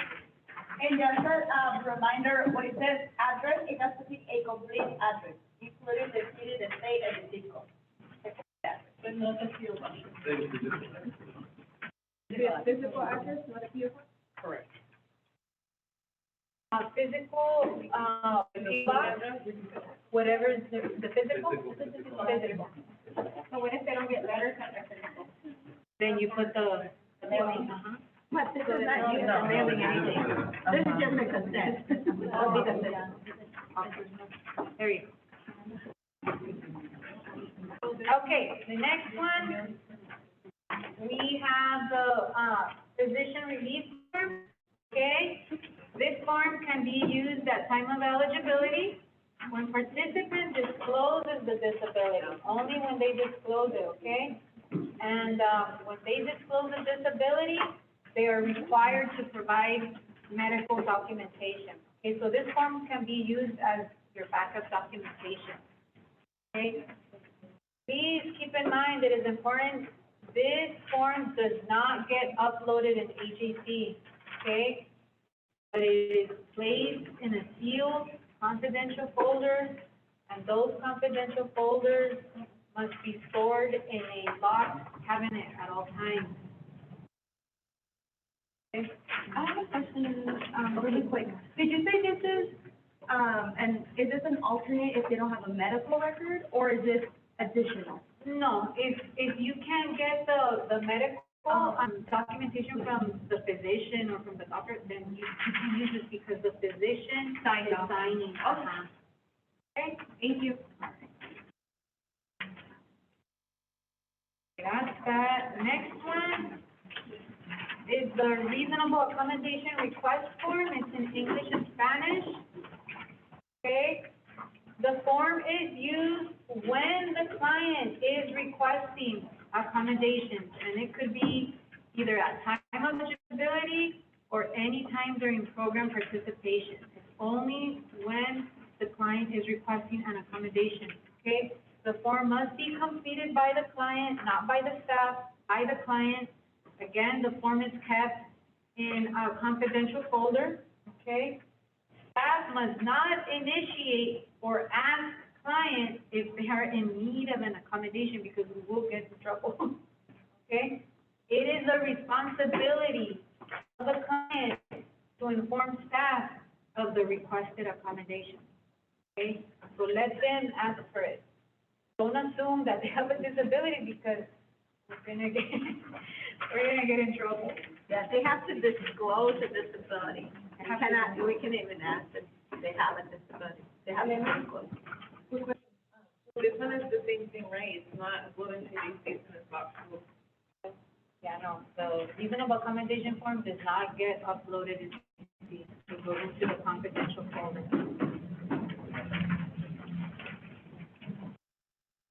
Okay, all right, the next one, I provided English and Spanish. These are state forms. They come straight from state, the WIOA applicant statement. Again, this form is being used as a last resort, okay, when attempting to get your documentation for eligibility purposes.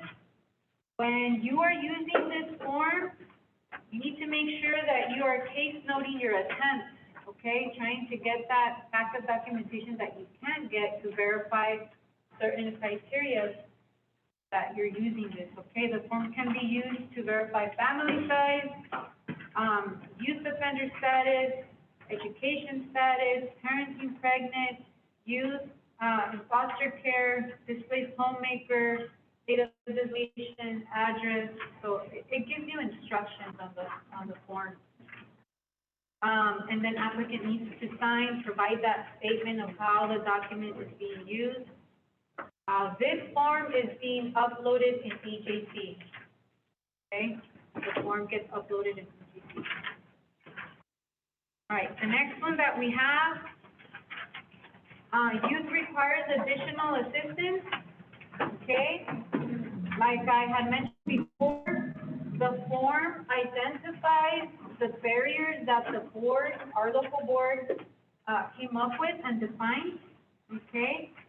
And these barriers are considered where the youth is needing that additional assistance to enter or complete an educational program or to secure or hold employment. So the barriers listed on this sheet, make the youth at risk, okay, of being successful in the labor market. So these are the barriers that the board came up with. These are the ones, because the Department of Labor stated, okay, if the state has something, then you go by what the state has. If the state doesn't have anything and leaves it up to the local areas, then the local areas come up with the definition of youth requires additional assistance. So here it is, okay? Again, the form can be used for both in-school youth or out-of-school youth who do not have any of the other listed barriers.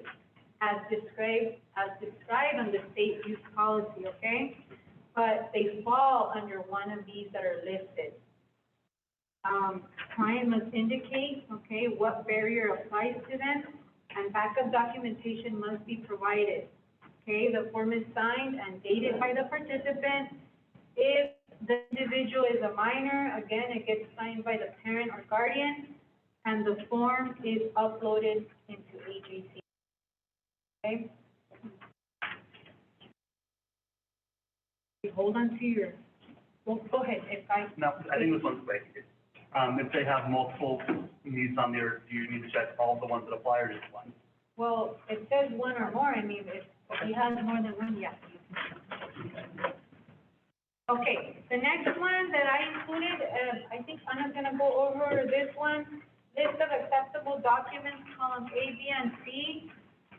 This is a list that helps you to see what documents can be used to verify citizenship, status, and right to work, okay? So documents under column A are documents that establish identity and employment authorization, but if the individual does not have documents from column A, you can use column B, but then you also have to use a document under column C. Okay, column B are only documents that relate to identity, and column C are documents that establish employment authorization. Okay, so these are the documents that we use to verify citizenship, status, and right to work, and these must be uploaded in EGC. Okay. The next one, I went ahead and included the DES state exhibit. Again, this is a list that I was mentioning previously. Items that are included as income and items that are excluded from income, okay? And then as well, on that packet, I provided you, with the 4 methods of calculating income, which Anna will go over today, okay? So all this comes from the state. You can find this exhibit on the DES website. Okay. The next one is the Arizona DES lower living standard income levels, the matrix income table for Yuma County. Okay, so this is a table that you're going to utilize when you are calculating your income. Okay, and the table shows poverty guidelines. Okay, those poverty guidelines are established by the U.S. Department of Health and Human Services, and the 70% levels are determined by DOL Employment and Training Administration. Okay, and then the self-sufficiency levels are determined by our local board. Right, so based on the total income calculation and the family side, staff will pull this table out to see if you know, the individual falls under either poverty or the 70% column, okay? And those columns are considered low income amounts. And the one that I included on your packet is the most recent one, okay? And we're supposed to be using this effective now. I thought we were supposed to use it as of July 1st, but I got clarification from state last week, I think it was the first week of May, during the AJC state work group meeting. They told us that no, we're using it now. Okay.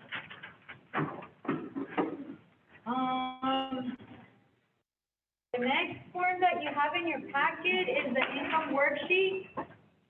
Okay, the form is used to document and calculate your income. Okay, we need to show how the individual is being supported within the last 6 months if they're not receiving food stamps or TANF or cash refugee assistance or none of those.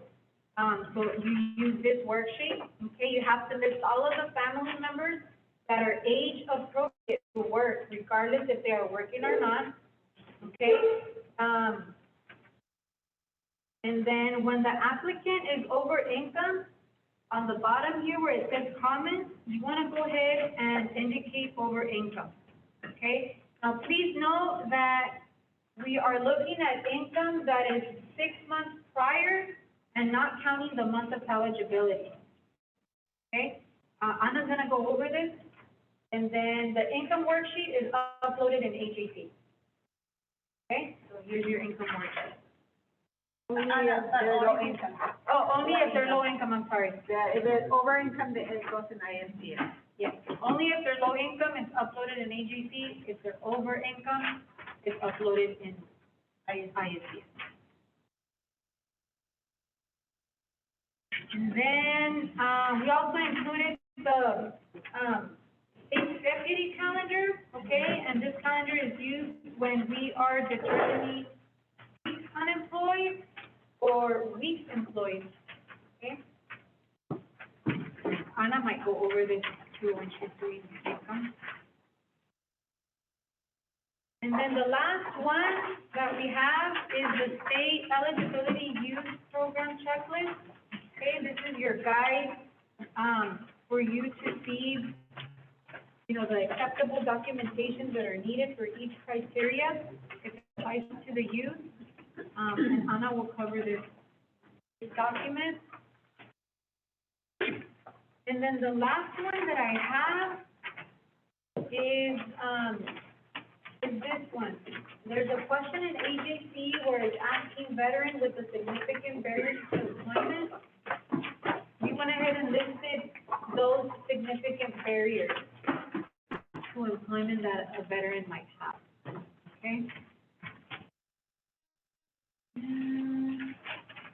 So those are the forms, those are your eligibility forms.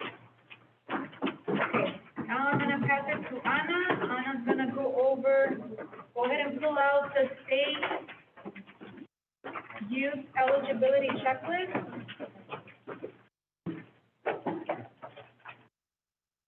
And she will go over that.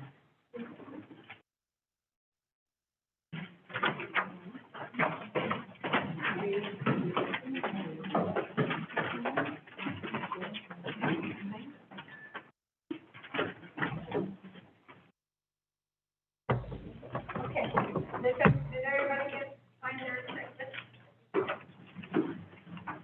Okay, on this checklist, make sure you read, because they give you additional information here, then they give you some general information, or also they reference. Like if you're unsure about an eligibility criteria, they give you references. So if you're not sure, you know, check those references to give you really good information. So, the first eligibility criteria listed is the Social Security number. Okay? And there's a note there that says it's not required for eligibility. Okay? So for eligibility, you don't need to verify. You don't have to upload the Social Security card if you don't want to. It's not, you don't have to verify. The reason, I don't know, if, you know, that you might want to, because when you're collecting your wages, thus you might need that number. But for time of eligibility, you don't need backup. But it's up to you. I know some of you are still doing it, that's fine. So it's up to you, but make sure that the number is being redacted. So it gives you the different, like I said, it still gives you different documents that you can obtain to verify that. Some of them, I know some of them are not in AJC, but we're still working with states, going back and forth and letting them know what documents are listed here that are not in AJC.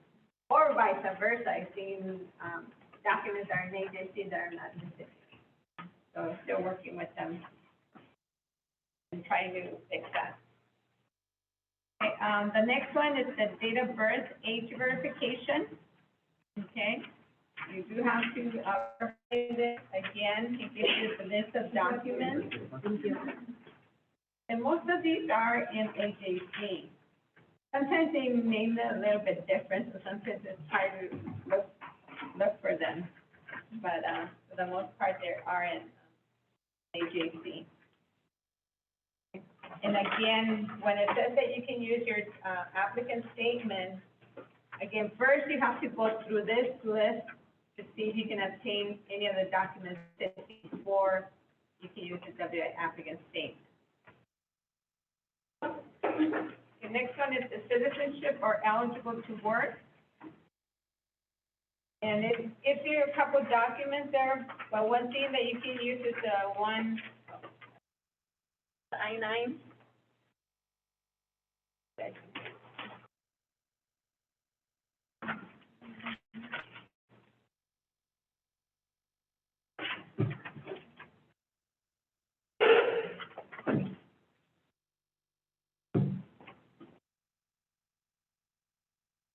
Okay, like Elena was explaining to you, and also, on the website, and I used to use that a lot. On the website, it gives you this, but on the website, it gives you the pictures. Sometimes you're not sure what it is, and, you know, it gives you the actual pictures of the document, you know, are helpful.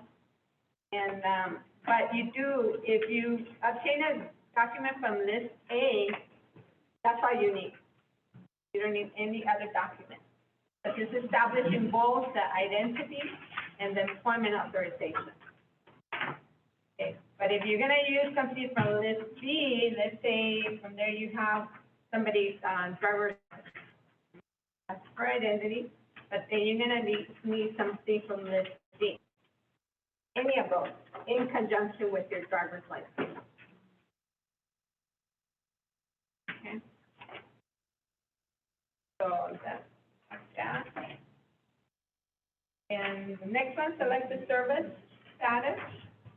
And for the selected service, it gives you the different options, you know, the most common one is you get that printout from, the website, the register.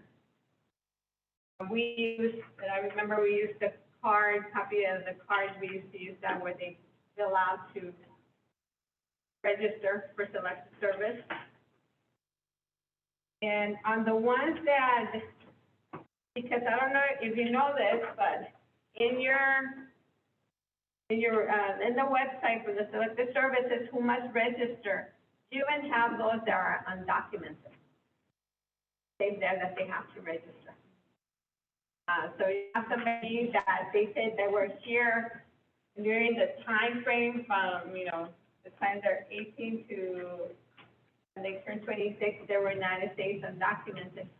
You have to provide that status, I forgot what it's called, right? Do you remember? A status letter request.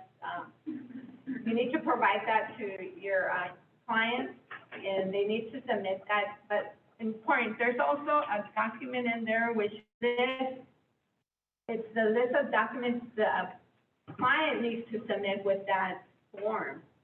And then the different things that they can submit. I don't know, Frank, you have that?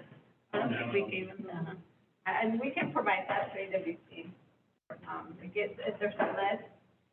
And because they have to prove that they were in Mexico at that time, they have to prove from the time they turn 18 to the time they turn 26, that they were over there. They either prove that they were and they were in school at 18 to, I don't know, 24, so they would get proof from the school. Then they started working, that they would get something from work, that they were, if they're from 24 to 26 they were working, then they need that proof. So they're showing they were all in Mexico right now. I just wanted to add a little bit.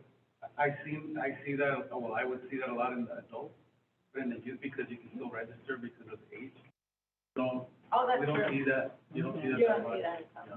But for the adults are, other things to look at, because you do see those more often because they can't go in and register if they need to. Yeah, once they turn 26, that's right, because theirs 24.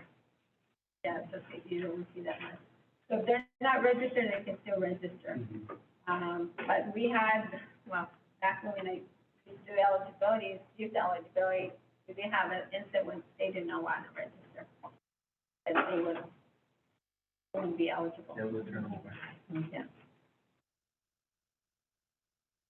So, that's that. The next one is the veteran status or spouse of a veteran. And it gives you the different documents that you can use. And it's here for the most part, the documents that were in AJC, but they were listed here. But as long as if they're in AJC, go ahead and use them, but make sure that it says, that, let's say enrollment. Okay, next one, the English language learner, a program entry. One of the things here I want to mention is, it does say that you can use your case notes. So, I mean, to me, it would be the easiest thing, it was just case note, make sure that it is case noted, so then you don't need to upload any documents.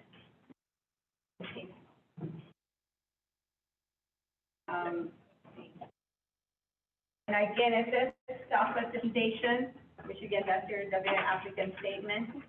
But again, it does say it would be the last resort, so if nothing else obtained, then use that as the last resort. For the next one, basic skills deficient. Again, that one says case note. As long as make sure it is case note that the participant is basic skills deficient.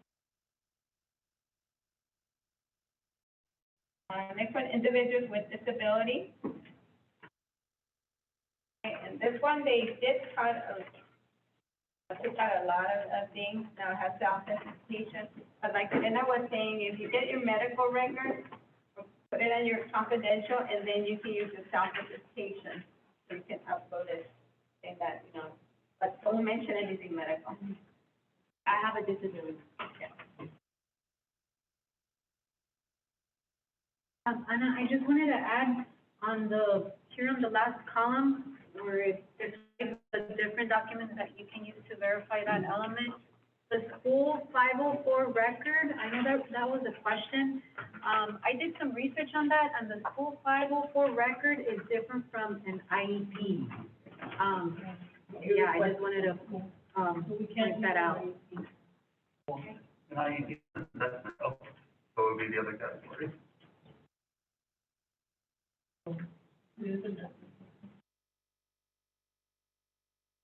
The next, the individual status family sign. And on this one, they did, took out some of the things that we could use before. They're limiting, but again, you have your self-attestation. If they can't bring any of the documents listed there, those three, then you just use your self-attestation. School status at program entry. Okay. And I think for the most part, these are in AJC. Again, on this one, it does say electronic record in the AJC system. So when you have that as one of your choices for any of these eligibility criteria, then you don't need to upload anything as long as it's somewhere in the AJC. I'm sorry, would that be in the demographic info, like when the? Anywhere. Okay. Anywhere. In your SNT plan, in your program notes, anywhere. Demographic. So an electronic record could also be a case. Everything, your whole record. I have a question. Sorry, my question is done. But for that, where you have to validate, the data element, which is one element that needs to be validated, you have to, how do you validate without uploading something? It's by your electronic record. It's whatever is in AJC. The auditor is gonna look into AJC wherever. So you don't have to, is that, can the I always do follow. It's not enough. It's not, you don't have to, it's just a case note or a service that is open. Depending on what you're verifying, that information is somewhere in it. Because for follow, I do have to upload something to validate the element, so that's why I gave it to.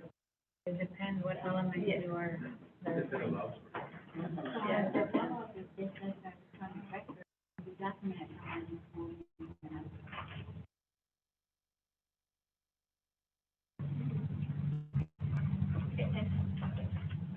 Okay, so going to the next one, on the next one, it says, if you look, there's this element 600, 603, and 604 only needed for the low-income barrier. That the applicant must either be receiving or has received cash assistance or other support services from the following sources in the last 6 months prior to participation in the program. It must be listed on current grant or show dates of eligibility for benefits or live in a high poverty area. Okay, so this is saying it's only listed for the low income area, which is the TANF. And again, those documents listed there are in AJC. So whatever applies. The supplemental SNAP also is part of your income barrier.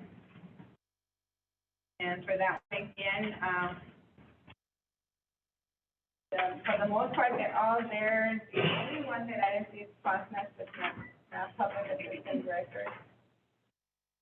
That you can use your SNAP eligibility verification, you can upload your print on that one. Or documentation of food stamp benefit received, you can also use that to upload the printout. Anna, I want to mention something on page 5. In page 5, where it says about temporary assistance to needy families, on the last column over here, it says on the top, it's bolded. It says required only if participant has received individualized career or training services. That doesn't apply to you. And that's probably a mistake from state, so I'm gonna send that out to state policy, and then once Anna once Anna is in the last page of the list, you're gonna see that, English language learner, criteria is listed again, and that's also a discrepancy. I already sent that out to the state policy unit, and they're gonna revise it, okay? Because that's what it's listed twice. Yes. For adults, it does, right? For adults, it does, yes. It's only for youth. But for youth, that verbiage should be taken out.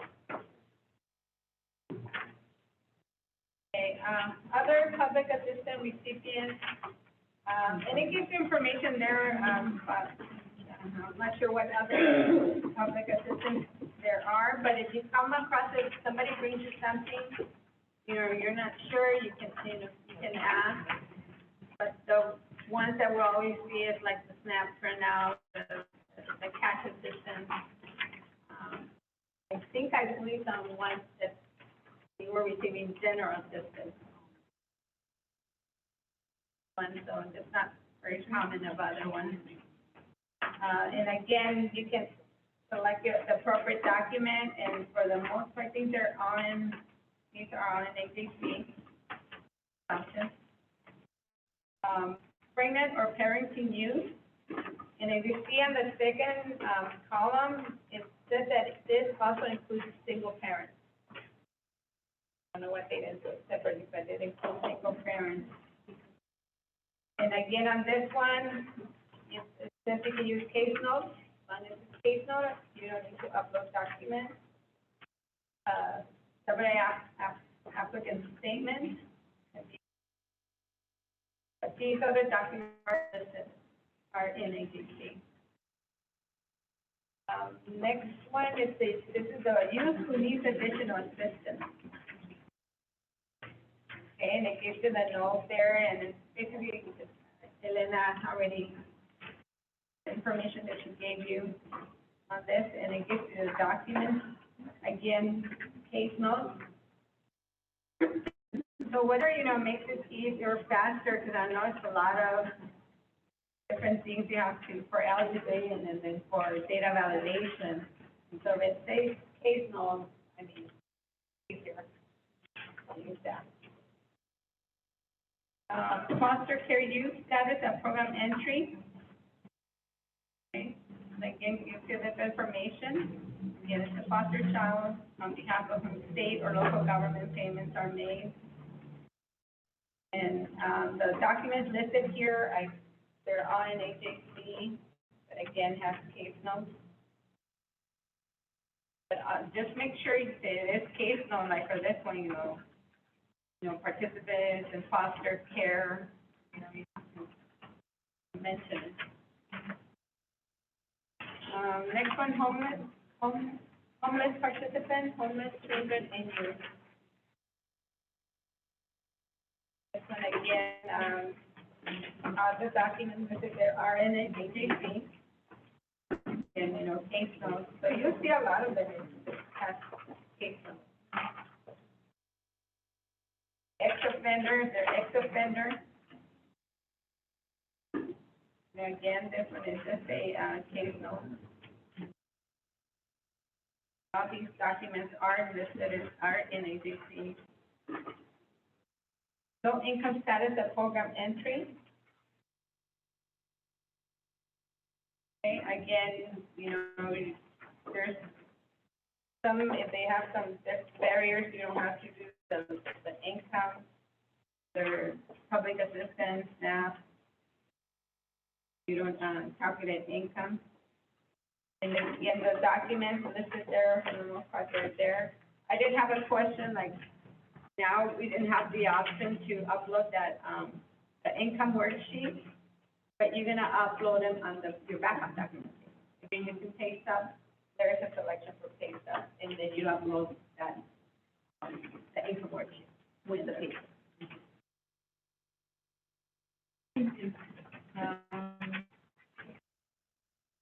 Next page, page 9. Again, on the second row, again, it lists you all the data elements that, about the SNAP, you don't need to do income, status, remember, there's different Social Security income. So the one that you don't need to calculate, the income is called the supplemental security income. There's another one that they receive for SSDI, which is the Social Security disability income. Any public assistance,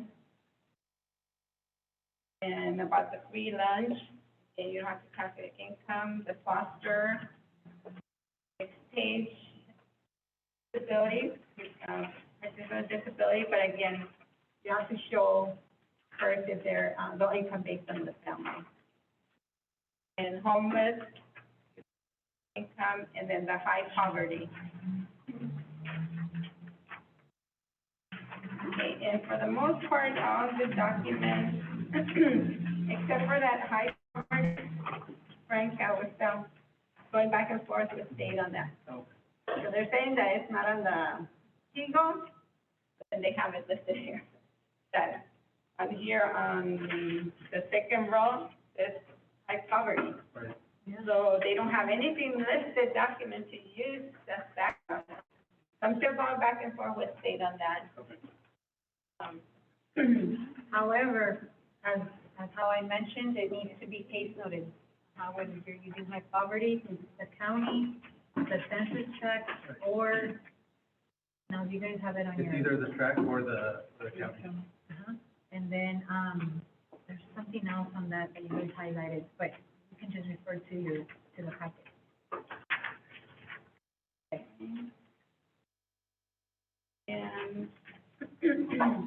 And again, just a reminder, those, if you're using your documents, for, data validation or for eligibility, you don't have to upload it as supporting document. You only use a supporting document if you're not uploading that document to eligibility or for data validation. The next one is the English language learner, a program entry from page 10. Yeah, that's it, okay, I already mentioned that, yeah. That's a duplicate. And next is the recycling in a high poverty area. They have it here again. And like I said, they have here the printouts, but not an AJC. So hopefully, you get that resolved soon. I think they have one, but only, they have one that's a high poverty printout, but it's a supporting document. It doesn't have eligibility. Yeah. And I have a question, just going back to the homeless, since we can document it in the case note, we wouldn't have to get, before we would get a statement that they were homeless and they have they reside just in a temporary night time. Are we, because it's documented in the case note, are we still obtaining that backup? No, because case note is an option, just as long as it's case noted. Yeah, whatever the option they give you, And we don't, All of those things, if we can just case note it, we shouldn't do a self-attestation then. right, they give you option for case note. But make sure it is option there. Okay, the last one is the Pell Grant. Okay, state does, require that you do, if they apply for Pell Grant, some of eligibility, that you get even if they were denied, we still have to show that they were denied. So you have to upload it in AJC. And I think for the, are in AJC. What about it? This is for eligibility. What if they apply at case management? You uploaded like an eligibility? I think it's data from the bottom. And there's no supporting documents anymore? yeah, we And then there's nothing for data validation at case management for Pell Grant? So you're saying that if at time of eligibility, At time of case management? at time of participation, during participation, it's still gonna have to be, uploaded as an eligibility document. That's the reason why we removed it from the supporting documentation list, because it's an eligibility element. I think that's it.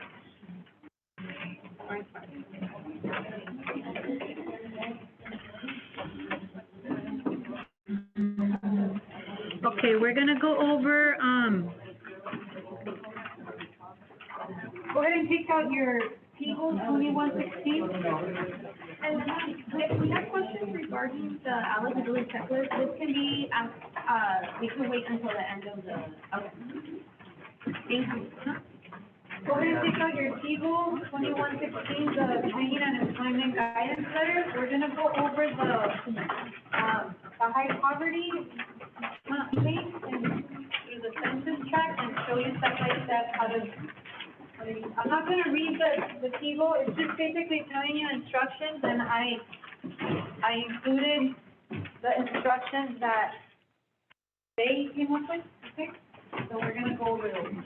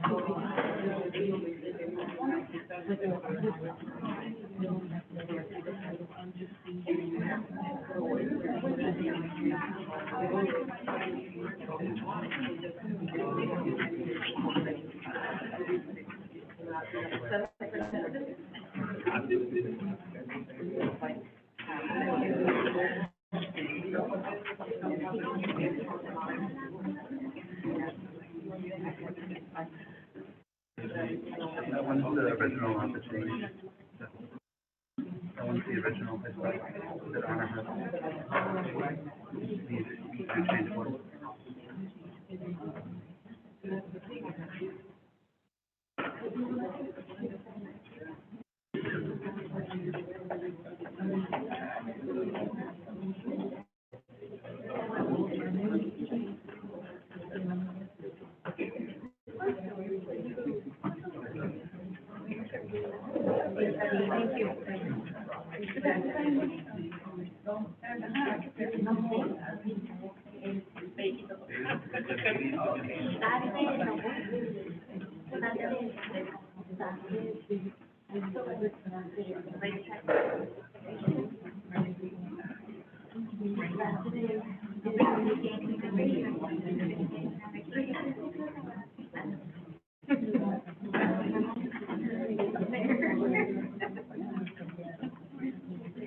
Okay, so on the table on page one, where it says action required, the website is included right there, okay?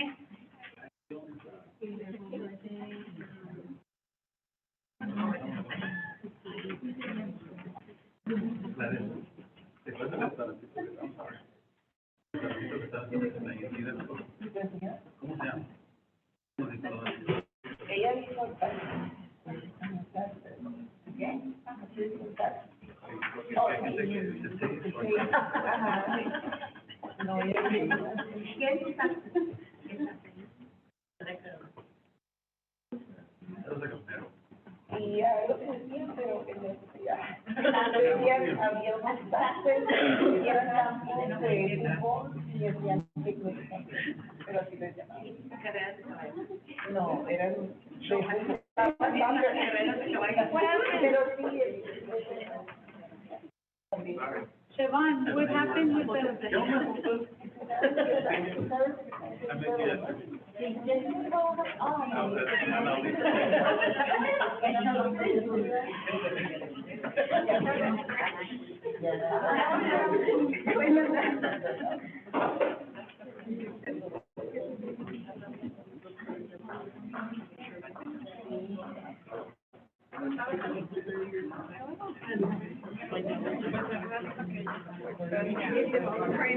Click on the link and then.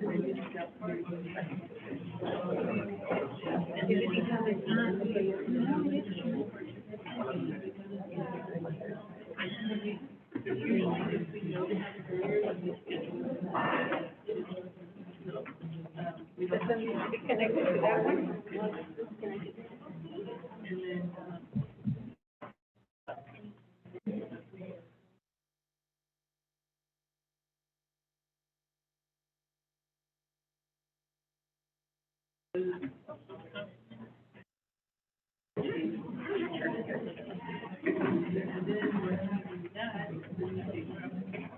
Eso que no tiene que ser conectado.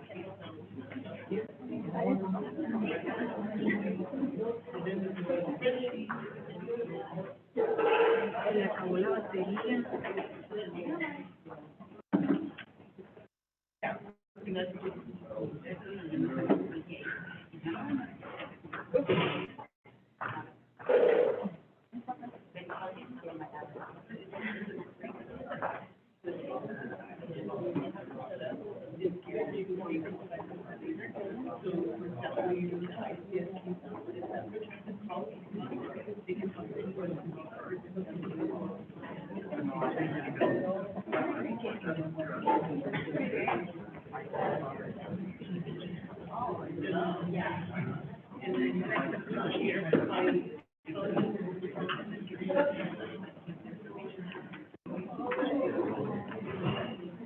I went to one that was disconnected. I just connected it. The same.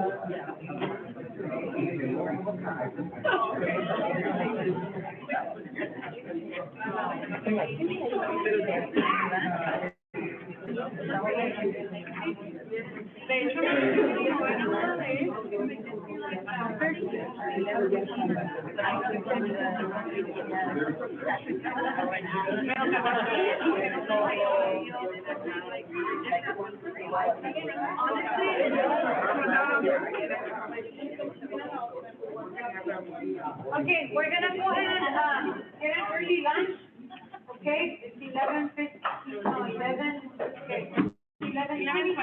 So we'll be back by 1. Be back by 1. Thank you.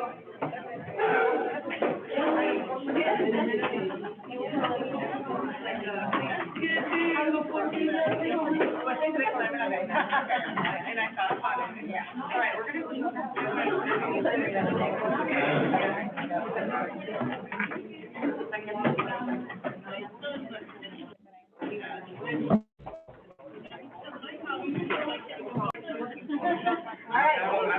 This meeting is being recorded.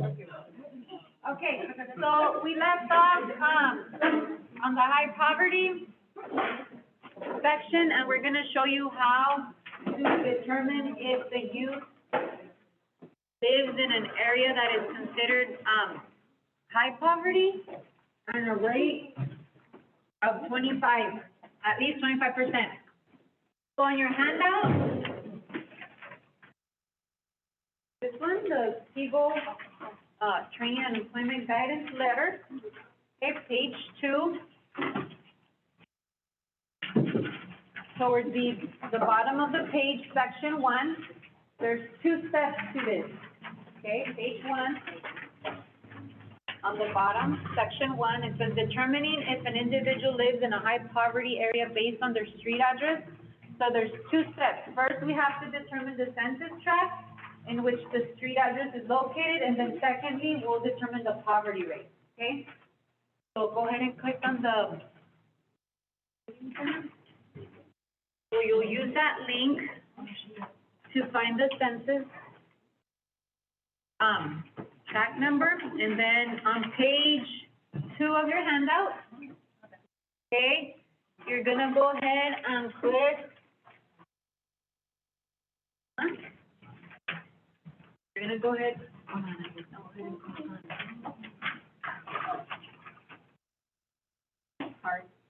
Parse address processing, and then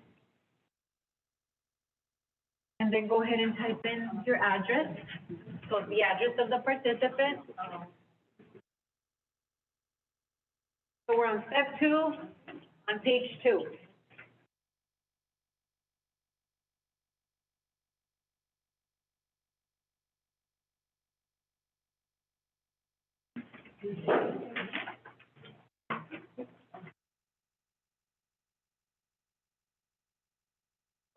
Okay, and then you're going to click Get Results.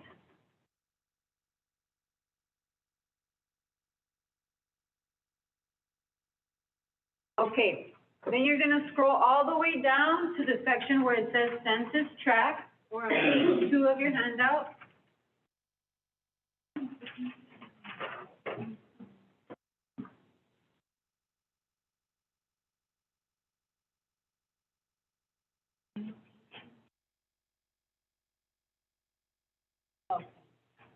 Okay.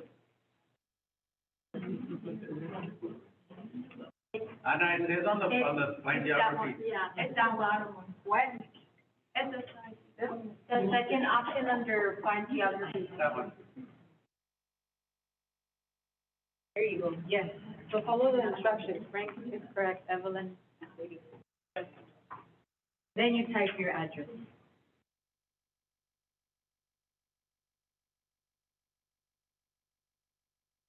So find location, then find geographies.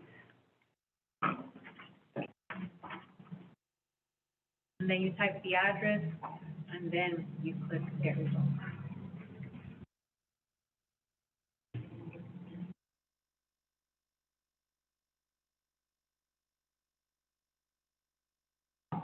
Okay, now you scroll all the way down until you find Census Tract.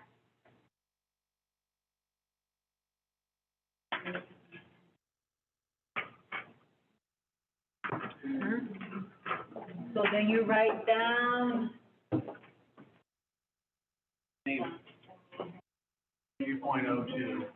okay, yeah, you're gonna write down the name, 3.02, because we're gonna have to go to another website. Oh.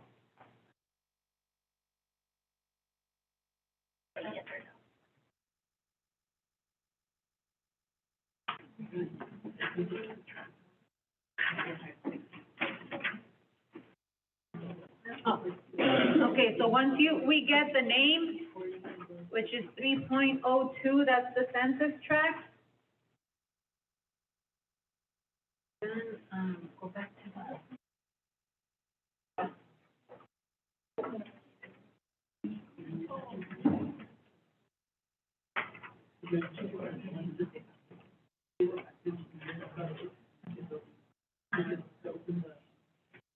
So on page 3, number 4, it tells you for the second step of determining poverty rate, you're gonna go to that website.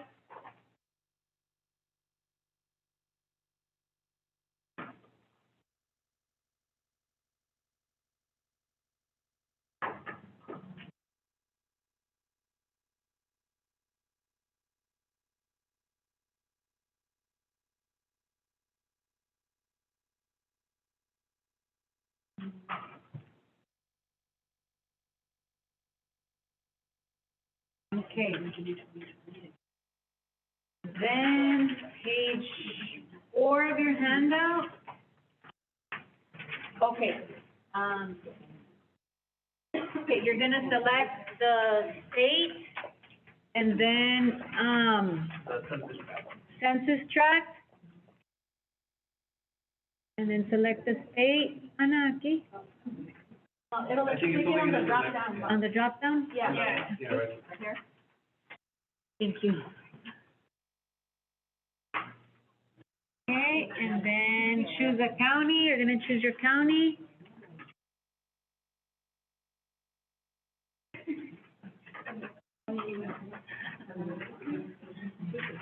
Okay, and then you're gonna look for your track number that you wrote down.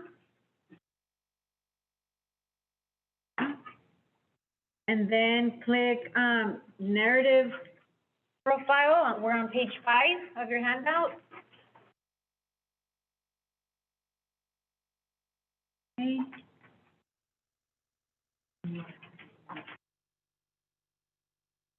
Okay, and then you're gonna scroll all the way down to the section that talks about poverty and participation in government programs. All the way down.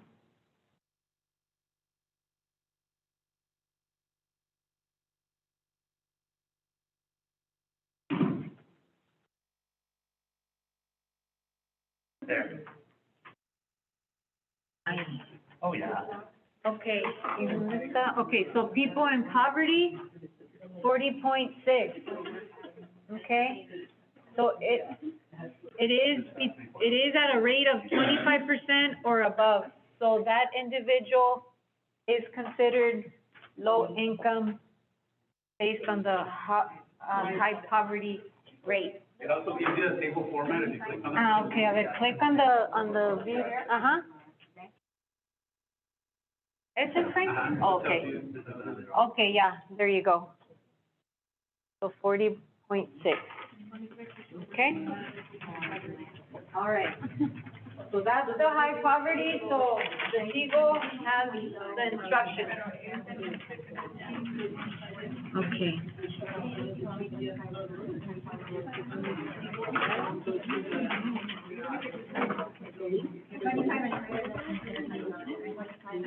Okay, the next thing that we're gonna cover, and then we'll jump into income. Go ahead and take your AJC, eligibility application process, the packet from EJC.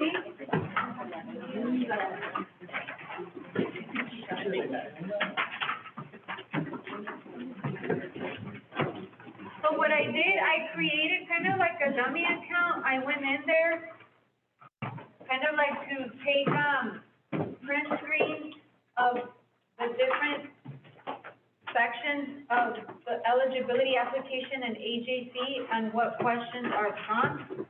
So I had to create an account in there so I can get those print screens. And kind of like a guide for you, for those that were here, AWC staff that received the adult and dislocated worker training with, I think you guys were here with Ross. It's very similar. We just added the questions for youth because I had to create a dummy account, that is a youth participant, so those questions could get populated. So I did this, so the first page is just showing how to log into AJC. Okay, how to search for your participant. Page 3, once you see that, the participant's name is showing on the screen, you click on it, okay? Page 4, okay, you're gonna choose the appropriate enrollment for the client. In this case, it's a youth, okay? Also, I just wanna say that please keep in mind that all cases will vary, okay? Each client is different. Application will be generated based on the client's responses to the question, okay? On page 4, you click enroll. On page 4, choose and click the appropriate enrollment for the client. So you're gonna click youth on page 4.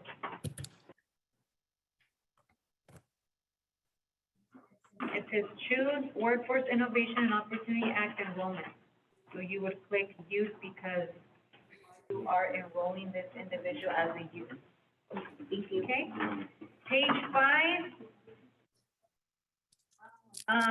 It says staff must verify client's demographic information along with the demographic form, which is the forms that we covered, we went over. And then anything that needs to be edited, you'll just go ahead and click on the edit button on the bottom of the screen. okay? Staff can also edit the eligibility date, okay? On page 5, it says eligibility date is the date the application is being created and obtaining eligibility backup documentation. So page 6, AGC will display the different sections, and if you need to go back and edit information, you just click on the edit tab, okay? Page 7, again, we're emphasizing that the social security number is not required. However, it may be needed for supplemental wages. And then the first 5 digits of the social must be redacted, okay? When you're uploading, either the social security card, if you're doing that, or if the document that you're uploading has a social security number, we should only redact the first 5 digits, okay? It also needs to be case noted that it's being visually verified, okay? And then as you can see on page 6, it's asking for the date of birth. Again, date of birth is one of the elements on your state eligibility checklist, so you need to have backup documentation for that. Page 7, it'll give you screens on the ethnicity and race. Page 8, I went ahead and added, a description of each ethnicity. Okay. Page 9, if the individual is considered English language learner, again, I went ahead and bolded and added that for you, that we need to have backup documentation to prove that the individual is an English language learner. So you would go back to your eligibility checklist and obtain a document from, any of the documents that is listed under that criteria. Page 10, AGC will display a family size. Again, that is another eligibility criteria to verify family size, so I went ahead and added that note for you there. Page 11, disability. Again, if the individual discloses the disability, that's something that needs to be verified. Now, I did add something on page 11, on the second bullet. It says, client has the option not to provide backup documentation to verify disability. However, when this occurs, staff will not be able to provide any reasonable accommodation request to client. In addition, staff will need to revise the response on the disability questions and select no. This must be case noted in AJC. Okay? And then same thing on the medical documentation and PII, that needs to be in a separate folder, not uploaded. Page 12, the education status. Again, I added that note for you. School status at program entry. We need to have backup for that. Page 14. I added a note there for you as to what is a registered apprenticeship, so I added there to the handout.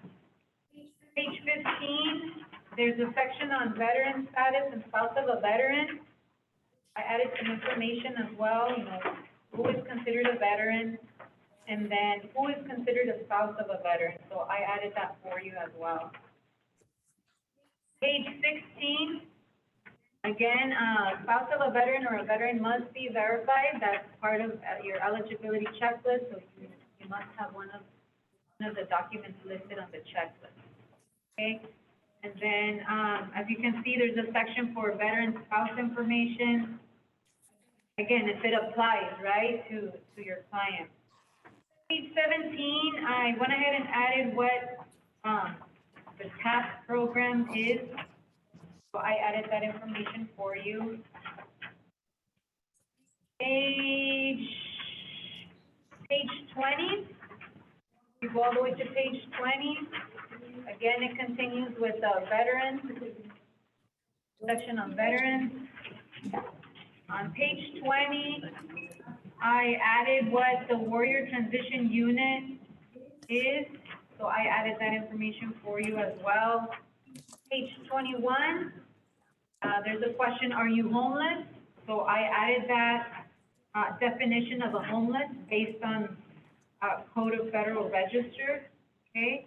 So there's a description of what entitles a, individual who is homeless. Again, homeless is one of the criteria for eligibility, and we must have documentation if, of course, it applies to the individual coming through the program. Let's see, page 22. Again, it continues with more questions in regards to veterans. I went ahead and added a note there, how they rate the disability for the veterans. Page 23, I also added a note for you as to, the question, it says, are you entitled to payment from Veterans Affairs? So I added information of, how they get that money, okay? Let's see, and then page 25, there's a section in AJC if the individual is considered a farm worker, and it'll give you the definition of, who would fall under the National Farm Worker Jobs Program. What is considered farm work, that's on page 25, and it continues on page 26, okay?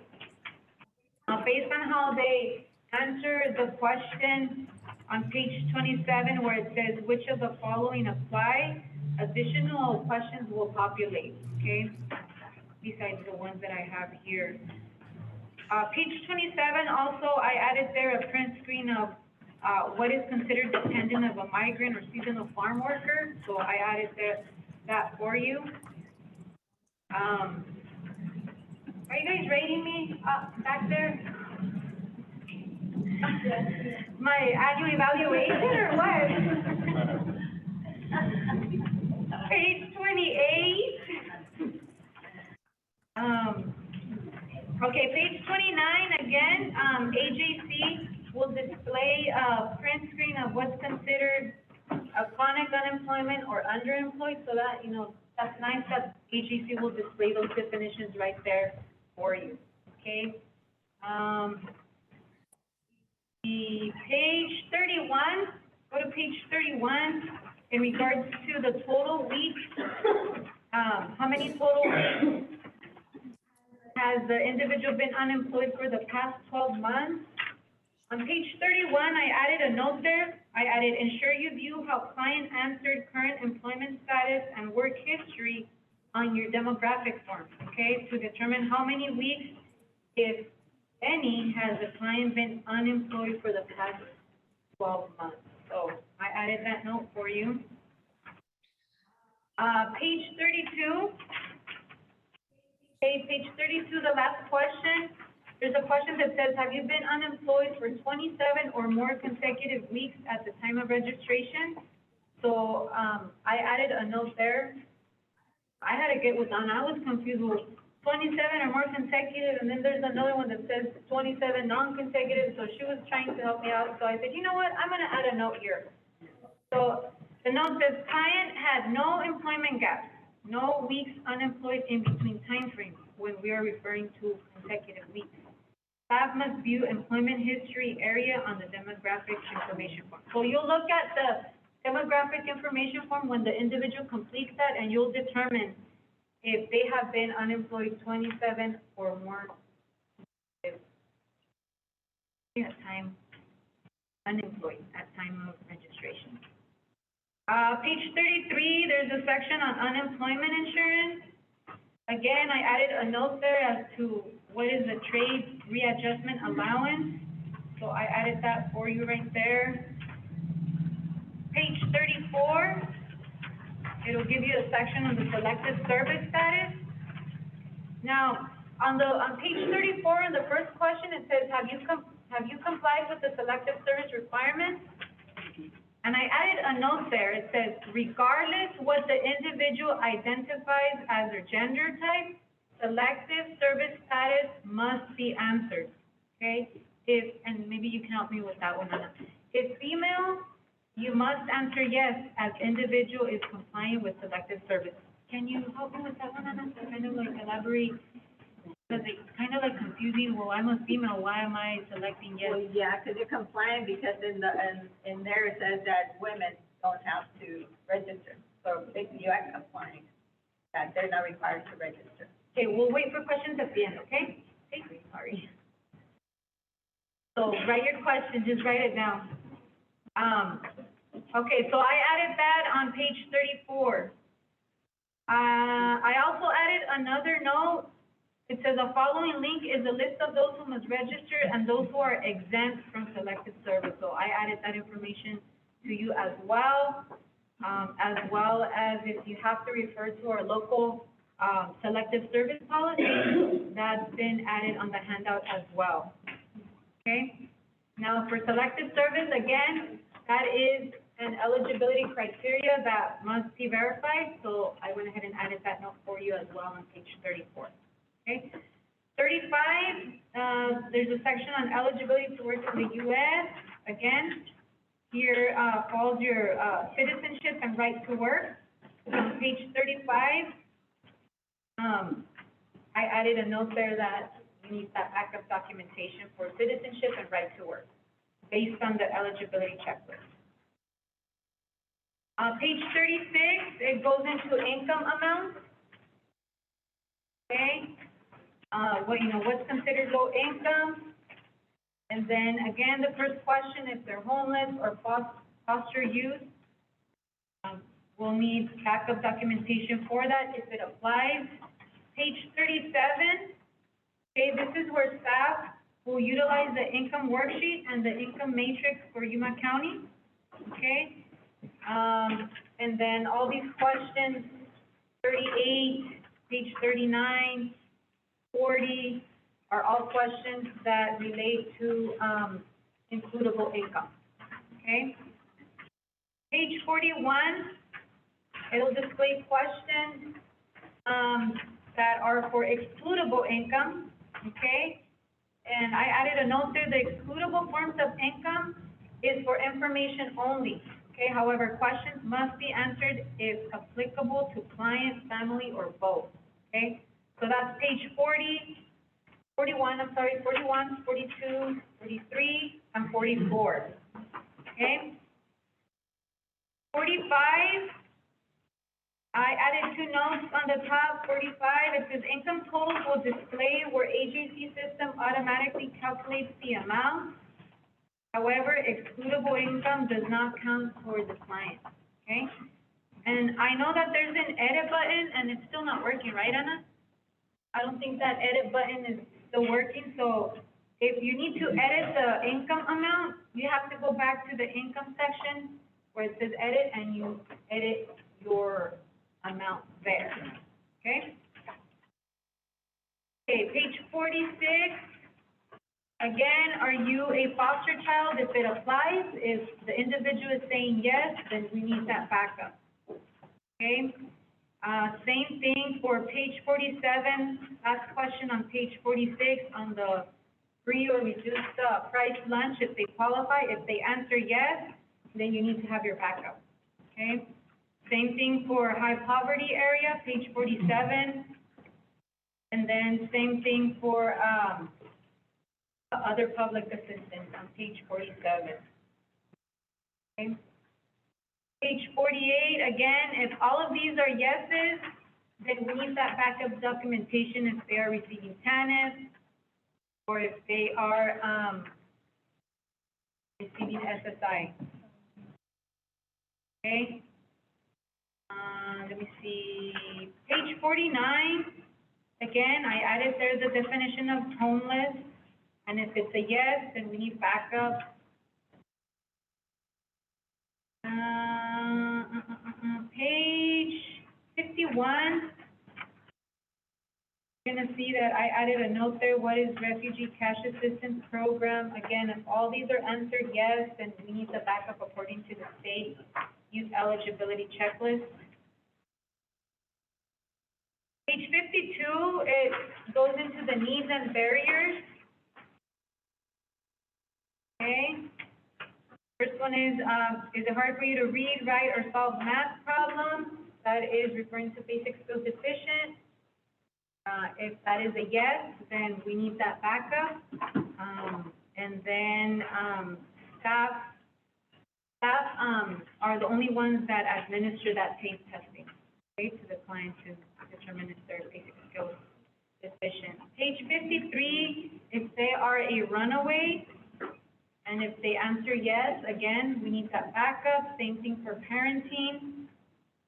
Same thing for, offender status on page 53. Page 55, there's a question that is related to that handout that I gave you on your packet. Are you a veteran, eligible person, or spouse of a veteran with significant barriers to employment? That's your list that I gave you that tells you those other significant barriers to employment, so you can refer to that, okay?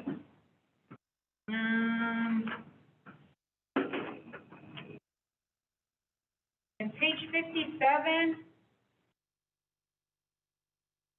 okay, you click save once, you know, you've completed all those questions, and then it'll prompt you to, including the type of occupation that the client is, seeking, okay? The system will automatically populate the ONET code for you, and I added an example there.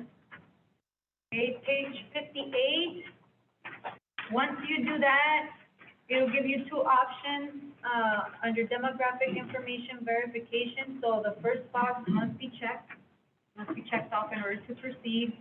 The note section, you leave it blank, okay? Page 59, you click continue, okay? And then after that, it's gonna, populate the Equal Opportunity Agreement and Fair Credit Reporting Act. So, we have to agree to that in order to continue. And then it's gonna, display your enrollment start date. Okay, so I added a note on page 59 on the bottom. It says, enter enrollment start date. This date could change due to being the date of approval when designated staff is approving the enrollment. So whenever that application is being approved, that's gonna be your enrollment start date. Okay?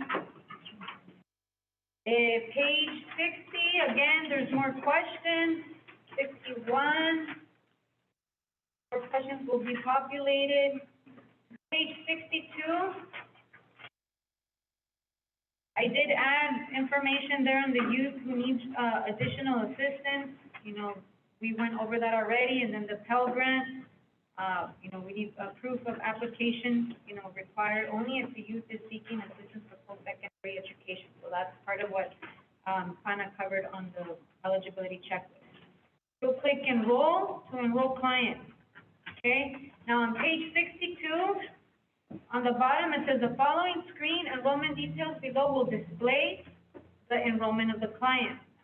Please note that the enrollment application will display pending status. So it's gonna be displaying pending status, and I put a little arrow there, until approved by the designated staff, okay? Once the enrollment application is approved, then the system will display open, okay? So I did a print screen on that. Page 63, steps for approving a pending eligibility application, okay? Page 63. You'll go into your admin task tab on the left-hand side.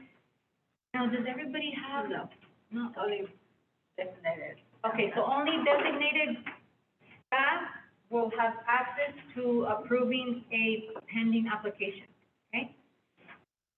Then you'll click the, service link tab. Page 64, it'll give you a screen where it's showing pending enrollment. You look for your client. You click on your client, approve/deny tab, page 65, okay? And then it says enroll date will be the date you are approving your enrollment application. This date must match with the staff's signature date on the application, okay? And under that comment box, you can include a note such as approved application per, and then you include the staff that is approving, and then you just click approve, okay?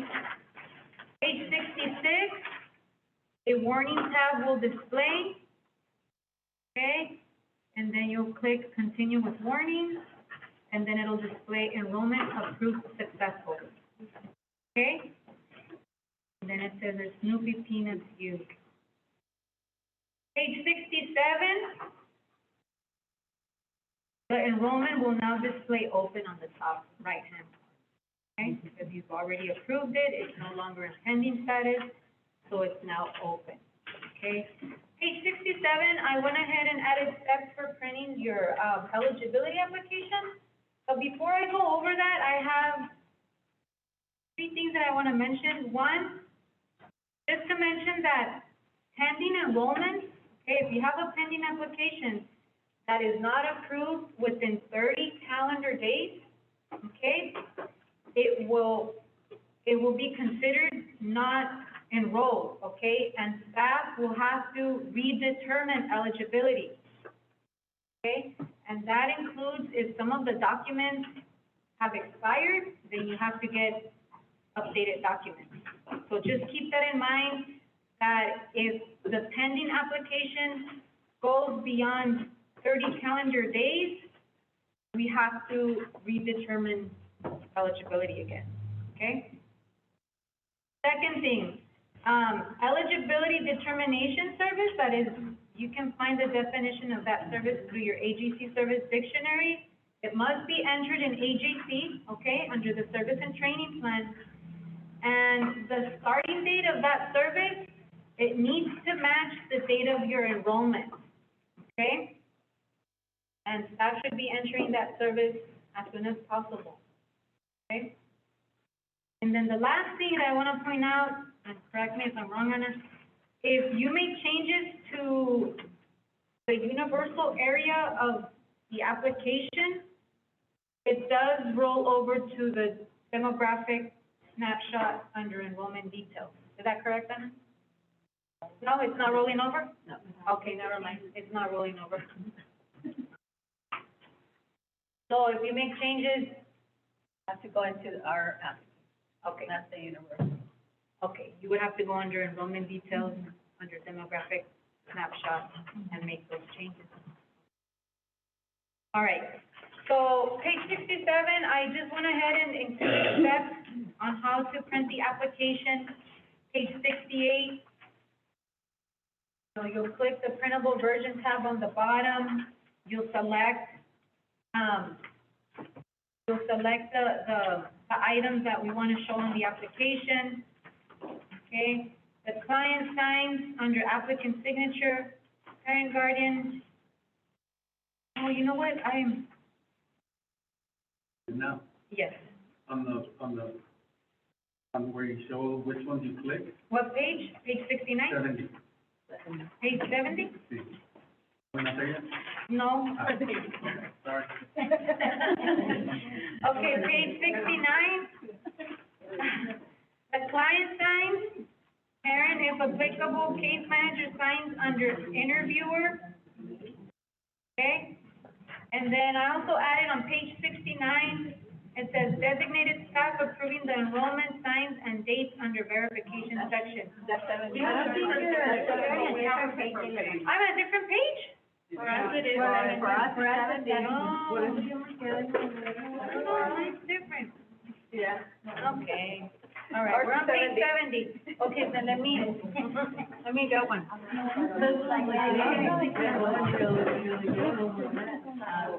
There's no extra one.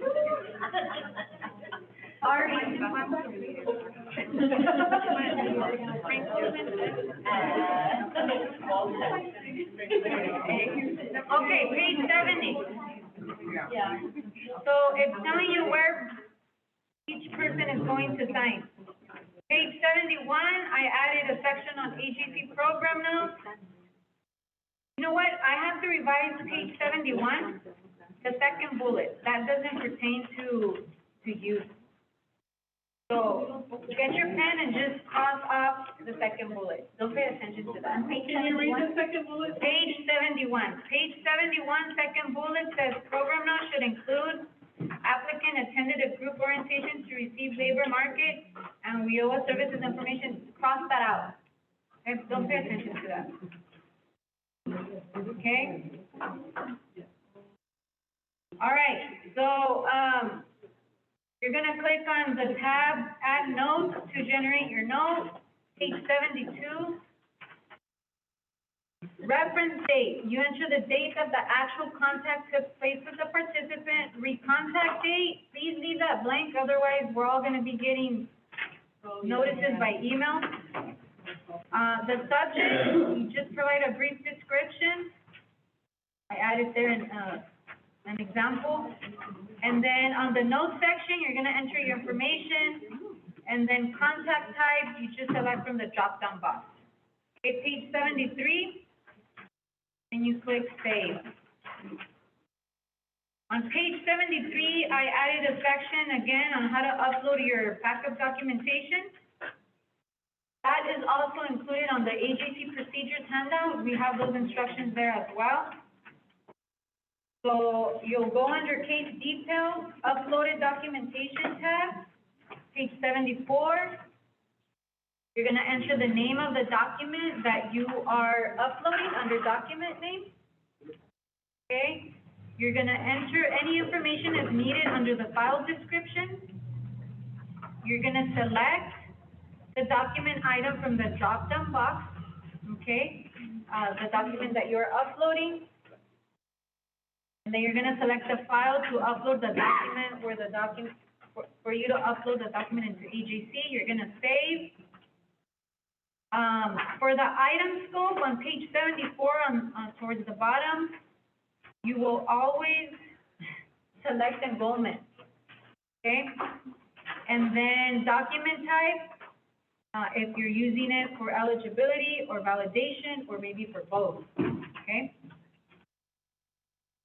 Page 75, when you are uploading your documentation, you're gonna select the enrollment you are working with, and then on the bottom, you're gonna select the data elements that you are verifying. Okay? So this, we created this handout for you, hopefully it helps you as a guide when you're creating that eligibility in AJC. Okay. We're going over the eligibility application, the parts that we have to mark out in initial. What was that? For the eligibility application, you know, these areas that we have to cross out in initial. Where there's a glitch and it doesn't print out. Anna, when they print, do they still have to, or when they're printing, is the application still showing, questions that do not pertain to our I don't understand, Melissa. The glitch that we have whenever, it says not entered or it has something Even though they different. enter a yes or no, it says not entered, so they have to go back and manually enter the yes or no question and then. Oh, the hard copy? The hard Yeah, the ones that are, yeah, because state hasn't, and that, yeah, there's some, questions that you're answering when you're filling out the information, but when you print out your hard copy, it's not showing that it's been answered in there, so yeah, go ahead and just do a pin change. When would that happen, Anna? When would that happen? Whenever they're doing an application. What is it for? It's a glitch. It's a glitch in the system. And state already knows that, we already sent both in the DOM and youth applications on some of the questions that's not being transferred over to the hard copy, but we haven't had a response. They keep saying they're working on it, or. Just to clarify, is when that question doesn't pertain to the applicant, leave it as not entered. Correct. Yeah, there's a lot of, questions there that apply to other programs too. Yeah. That are not required only Because for other our. states use AJC too. Yeah, like the state of Maine. And then can we get a digital copy of this? Yeah. Okay, so yeah. Don't do that, yeah. Okay, so Anna's gonna cover the income, and then after the income, we'll open it for questions, okay?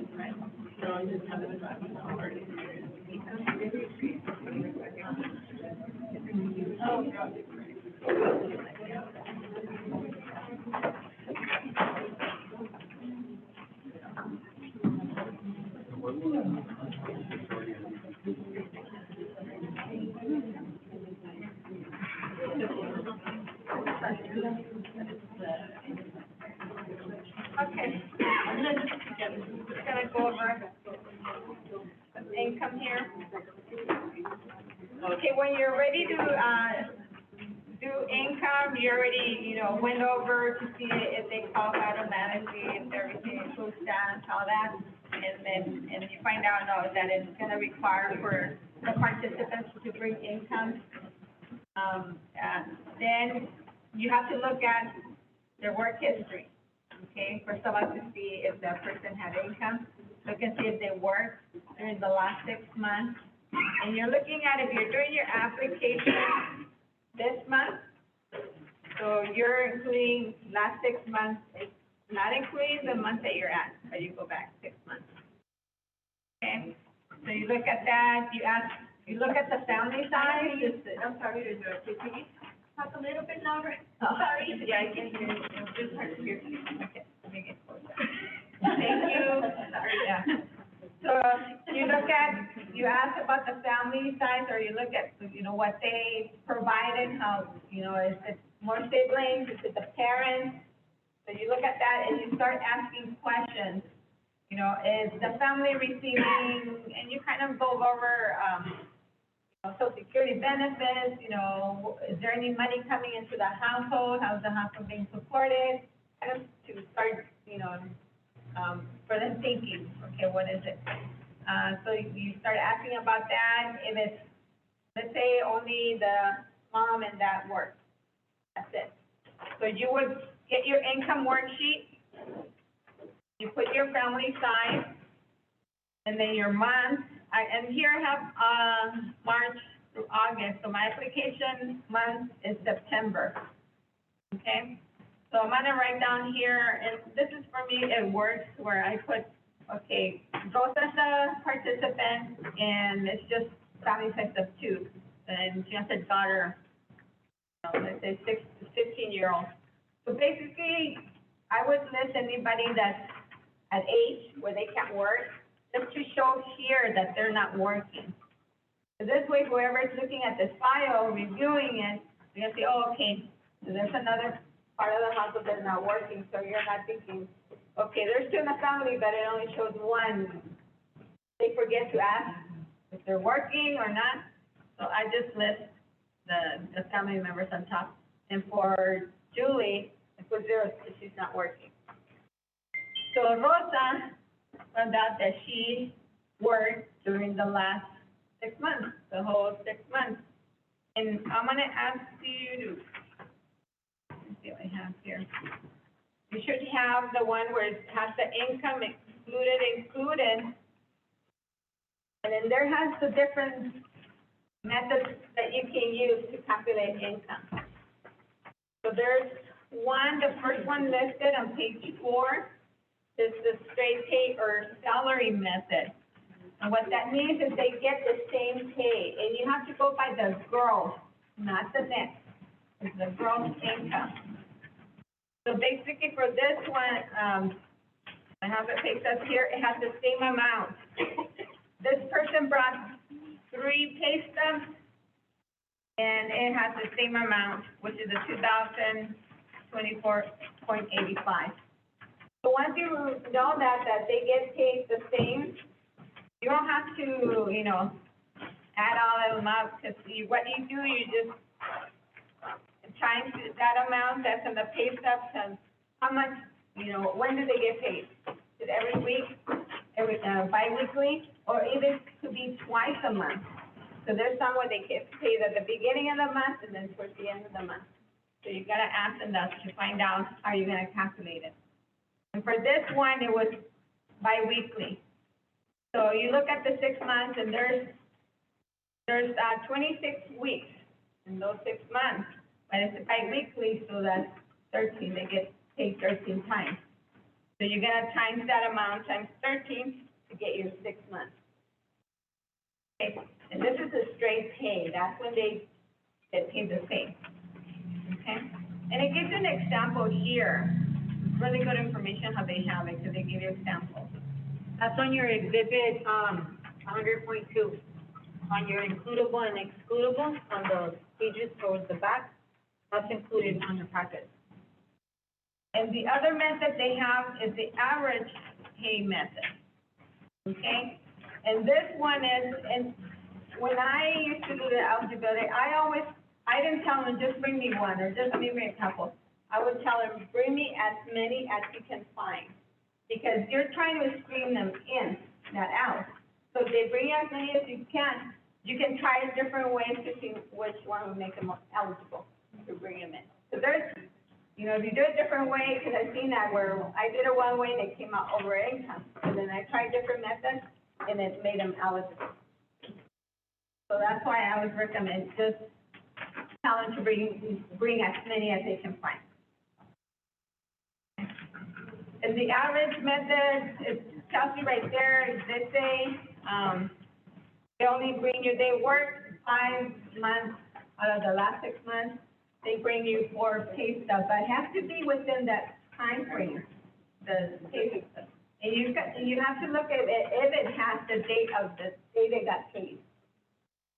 Okay, not the beginning of the week or the end of the week, the pay date. Okay, so let's say they bring you 4 pay stubs. So what you do again, you add them up, you divide them by 4, so there's 4 pay stubs, and that's gonna give you an average. Let's say they got paid weekly, so that would be your weekly average. Now you find out how many weeks in that 6 months they worked, and then you times that many weeks. Your weekly average amount that came out times how many weeks in that time frame to give you the 6 months. Okay. But you know, they worked the 5 months, so they didn't work 1 month. You still have to find out how they supported themselves for that month. If they say, oh, I supported myself by savings, then you can use your applicant statement. If they don't have, sometimes they'll bring you their savings if they have a savings to show that they have money that is supported themselves. If not, they don't, you know, they don't have it in savings, then you can do an applicant statement and have to state there. And only for that month, they have to explain how they supported themselves. Okay, so that's the average method. And then number 10, Provide any information with regards to how they supported themselves. any information like, okay, like for example, how did they support themselves? So I can say it. Like, just say, they don't have a savings account, but they said that it's their own cash that they put aside for however long. Then you use an applicant statement and they kind of put an amount, how much money do they have there? Okay. Yeah, if they can provide anything, your applicant statement.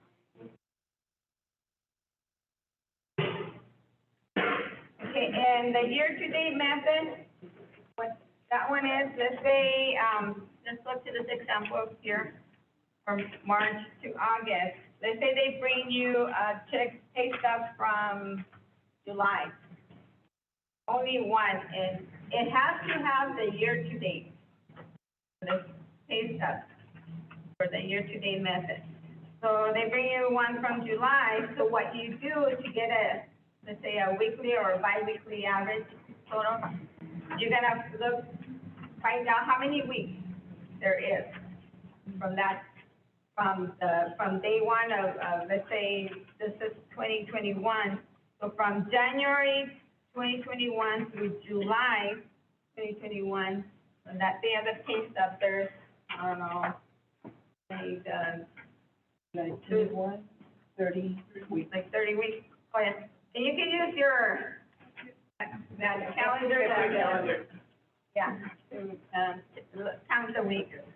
So you're gonna divide that year-to-date amount to the 31 weeks. And it'll give you, average for that week, how much they make weekly. Okay, so after you find that, then you're gonna count how many weeks there is from March, because you're only looking from March to July. You're gonna look how many weeks that was from March now to July, this is the end of July. So if it comes out to 20 weeks, then you're gonna times that 20 weeks times your average that came out at the last 6 months.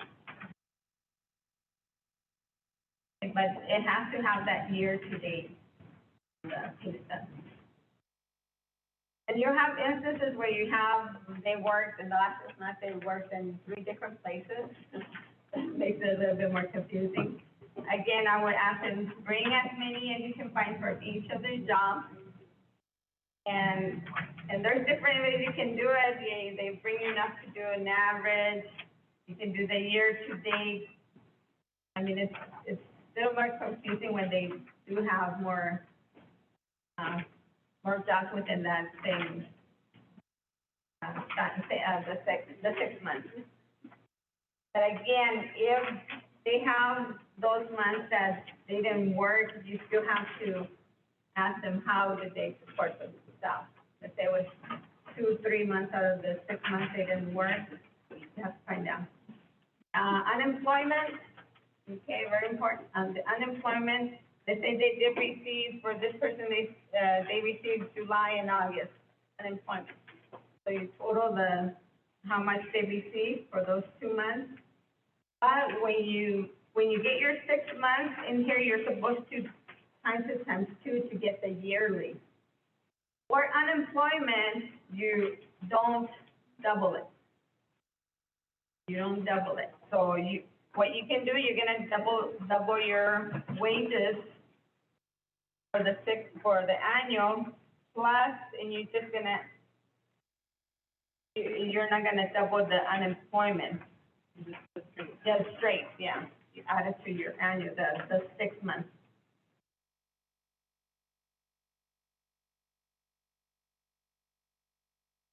Would it be allowable, instead of getting pay stubs, just to run the work number for someone if they're like, I worked for the last 6 months at Walmart, rather than having to run down their pay stub? Well, you Just because I, go by your eligibility yeah, checklist. well, I can see it's the employer statement / contact. But would it be allowable to do it? If, we would have to look at the definition. So usually you wanna ask those, because it's easier asking for the pay stub if they have any. Yeah. But then you have to case note your attendance, remember? Yeah.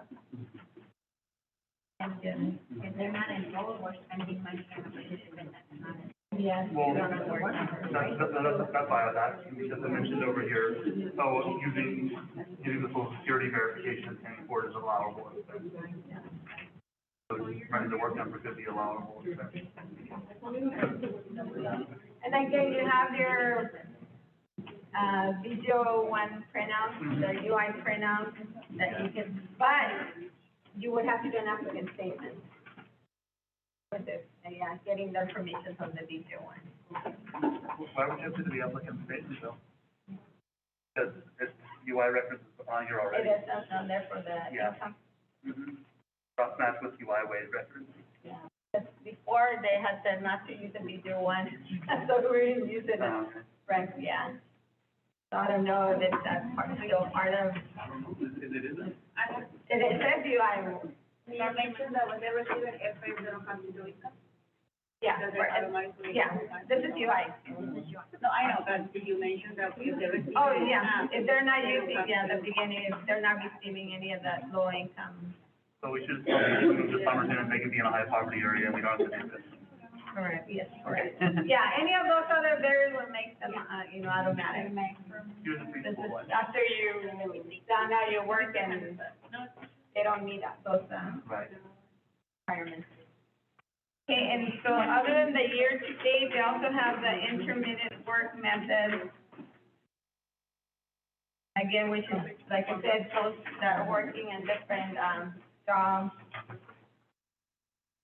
But again, just try to, and make them, you screen them in versus screening them out.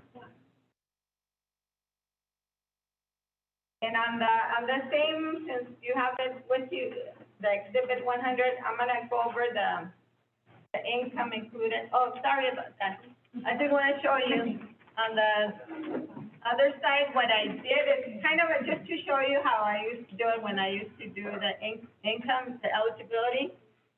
If they work at different places, just to keep track of the dates that I'm gonna, be using to calculate income, if they work like in different places, I just put like, they worked at, McDonald's.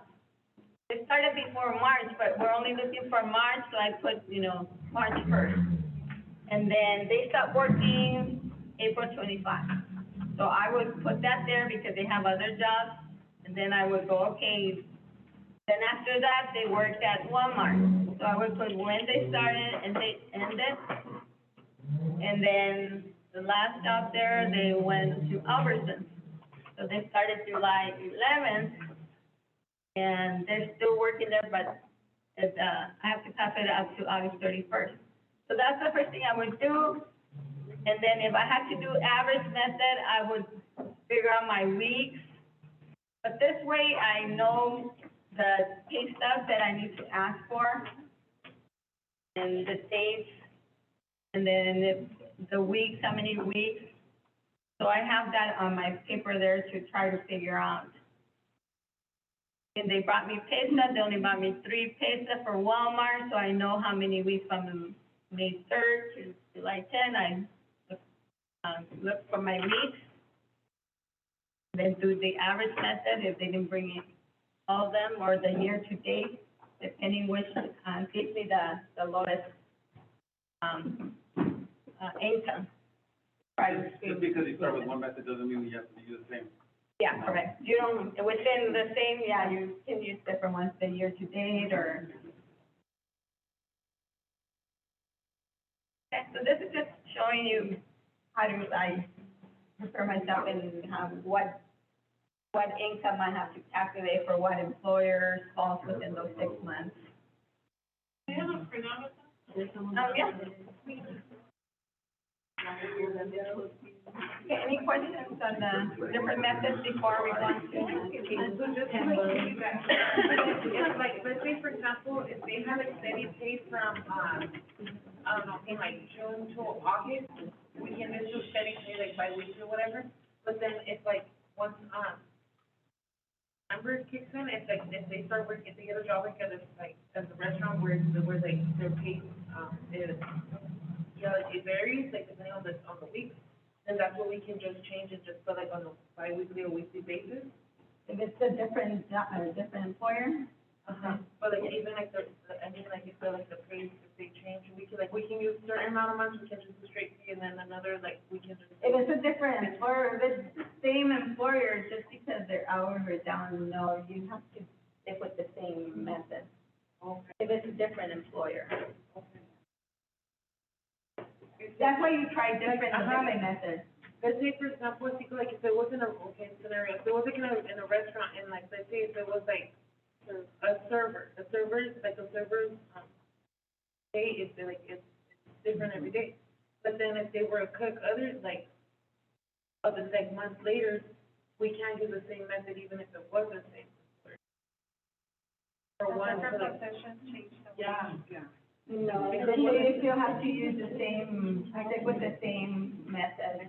So you have to you could try all different methods, but if you start with one, you have to end with the same one. But you could use. Yeah, you can see which one will give you less, like first, try the straight, or the average, and the year to date, which one would.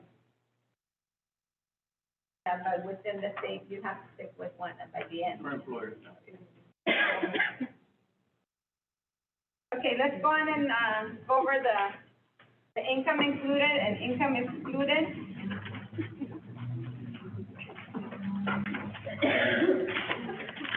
Okay, I'm gonna go over the income included first. And the income included is alimony.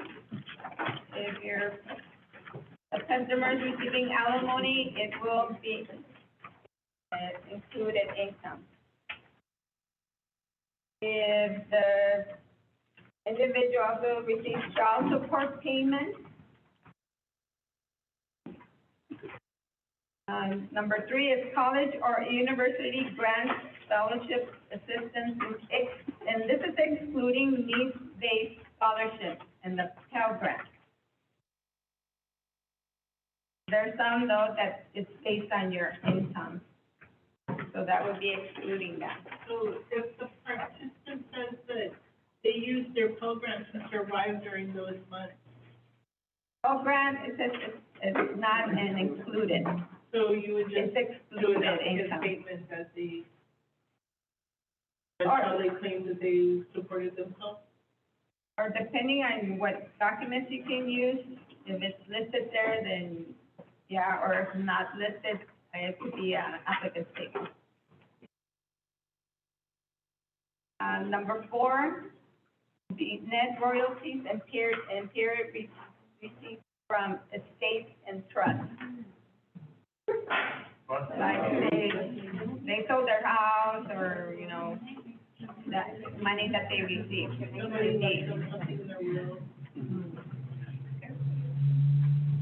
And 5 is your wages, salary. And this also says that includes wages earned from if they were on an OJT. Or there were wages earned while on reserve duty. 6, net receipts from non-farm self-employment. They have their own business, you know, sometimes they might not have documentation to show. Again, that's where your applicant statement. But only, it's the net profit. Okay, let's say for the month, the money coming in was, 3,000 one month, but they had expenses, they need to deduct those business expenses. Whatever's left over, which is the net profit, that's what counts. Any interest or dividends that they receive. Military, family allotment, or other regular benefits from an absent family member.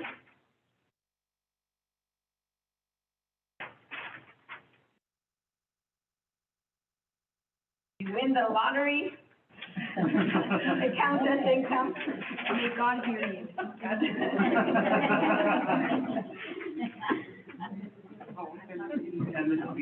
Yeah. Number 10, unemployment insurance payments. Like I said, you don't double it, only what they received the last 6 months. So how come that's included and not like TANF or SSI? It's just part of the salary, it's just. Because you don't earn it technically. Yeah, but it's paid by the employer.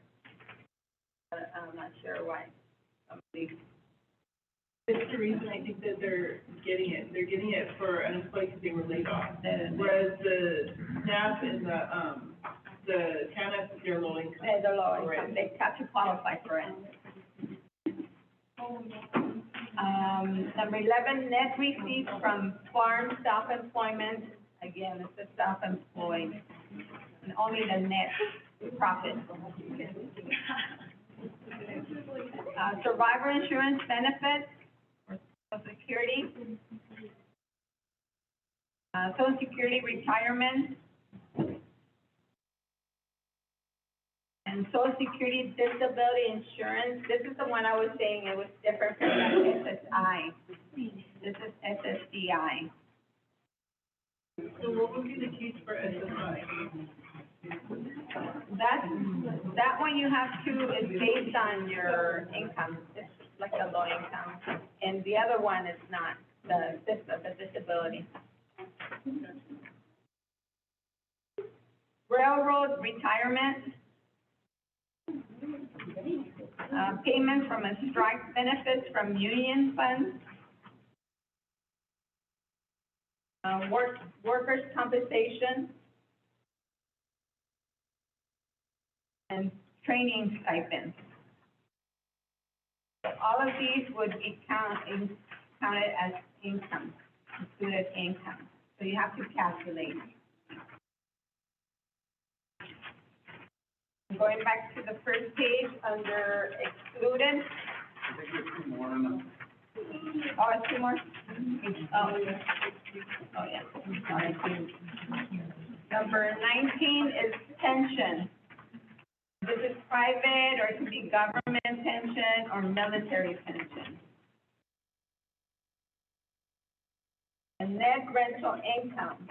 Net rental income is that you have, you're renting, a room or, house, that, income that you get from that account.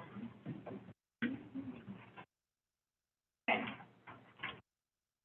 Then on income excluded, those are your cash payments under federal, state, or local income-based public assistance programs. For veterans, it's veteran severance pay. They got a severance pay. The veteran, it's excluded. TANF payments and the supplemental security income. Like I said, that one is based on your income, so they have to qualify for it. That's why it's income excluded. Foster child care payments, also excluded. Capital gain, any assets drawn down as withdrawal from a bank, sale of a property, a house, or a car. There's tax refunds, that's excluded.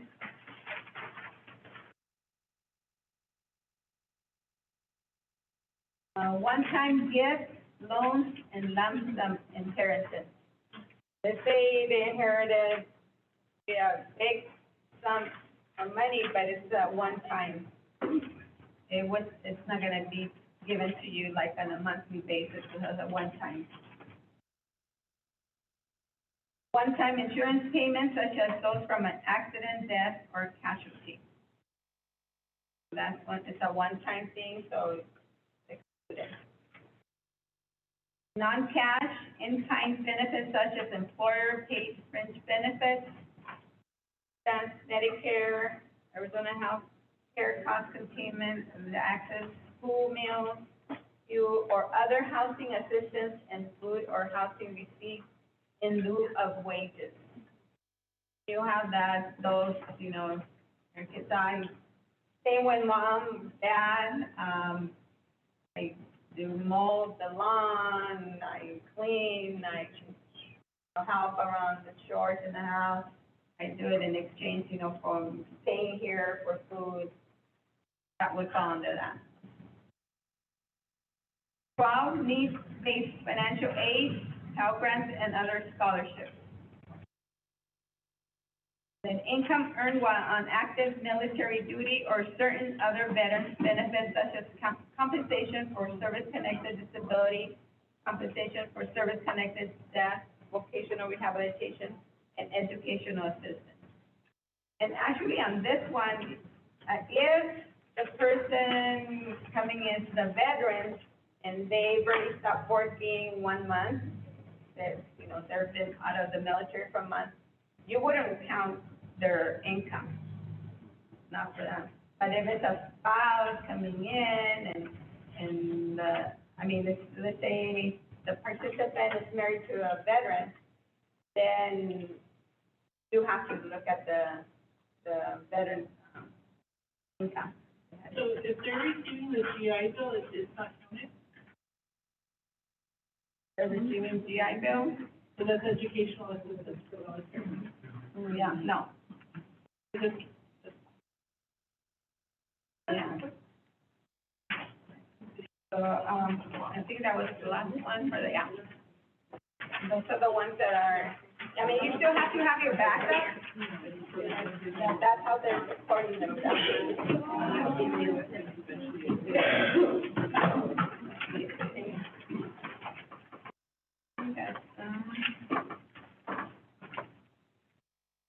Okay, that's it. Any questions from this?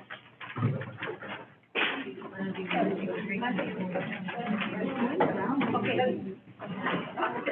go ahead, we're gonna take a 10-minute break, and then we'll do the questions, and then we'll be done.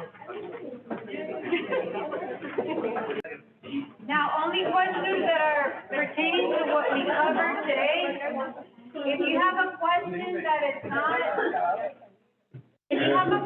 that is not related to what we covered today, we're gonna ask you that you send your questions by email. Only questions that are related to everything that we covered today, okay? Eligibility. Okay, and then the other thing that we also forgot to mention, Anna just reminded me, is that if you refer back to the state data validation checklist, there's also elements on that data validation checklist that pertains to eligibility. So don't forget that as well, that not only are you verifying eligibility, not only are you verifying items related to eligibility, and you're going off by the state eligibility checklist, but you also need to pull out your state data validation checklist, because there's items on there that pertain to eligibility, okay? So we just forgot to add that. So we'll go ahead and take the first question. We'll start right here. You guys have any questions? Two? Okay, what's gonna be the limit, Anna, for questions?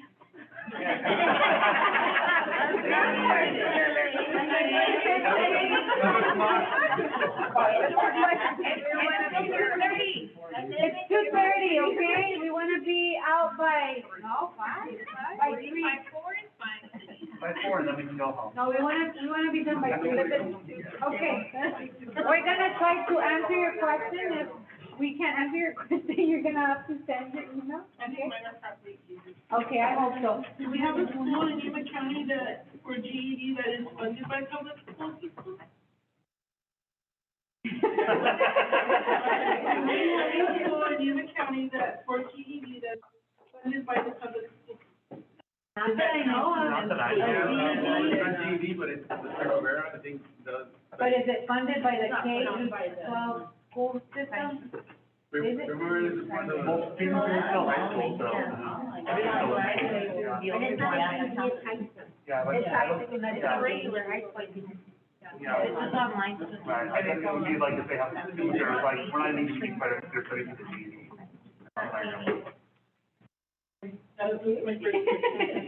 Did we answer your question? Okay. So, if we're using a case study to verify, a barrier, like a parenting use, for example, is there specific verbiage that we have to say? Do we say that the participant stated, or do we say that we saw the birth certificate? What is the verbiage for each case note for that? Where do we find that? You're not gonna find the exact verbiage. Yeah, It just says the case. When you guys doing it right now, it's okay, you're saying, You wanna stand up and, you wanna stand up and say what you. Yeah, with my voice, right? Yeah, what you're doing right now, it's okay, because you're mentioning the participant is a parenting use. It just has to be said. Yeah. Yeah, what you guys, I think, maybe you're saying about single parents? Because on case management, we have to be more specific. If we're doing a service, we have to say what it is and what date and how we gave So that. that's different, that's program. Yeah. This is eligibility. Yeah, the ones that we were asking, I remember, if there is a single parent, then if you want to use the program, you have to mention it there. If not, so you can upload the eligibility application. Yeah. Anybody else here?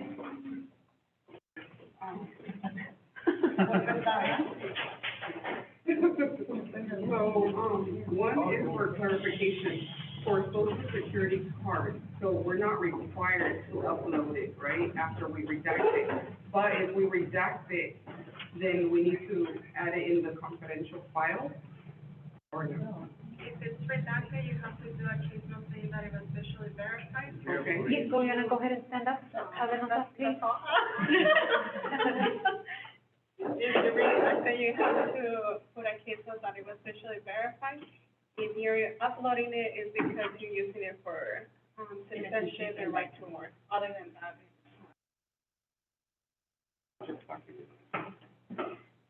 Thank you, and then.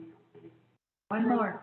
For the question, for questions related to unemployed or like non-consecutive, the 27 non-consecutive weeks, so it's the date of the eligibility application, right? And then we go 6 months previous, so we count. No, and there's for a full year. 12 months, It's right? a full year, but, say that, What days do you what count? days do we begin counting? So like, for example, does the eligibility date get counted or not get counted? And does that week of the eligibility week get counted or does not get counted? We'd have to look at So when that. you're counting weeks, I believe you don't count the week of eligibility. Yeah, And you don't count the last week The of prior. employment or the beginning of employment. So if you have intermittent employment in between, you don't count that week where they started or where they ended. Count the weeks that were, in between. Thank you, Frank. So the last week of employment and the actual week of eligibility, those 2 weeks are not counted. Thank you. Do you guys have any questions?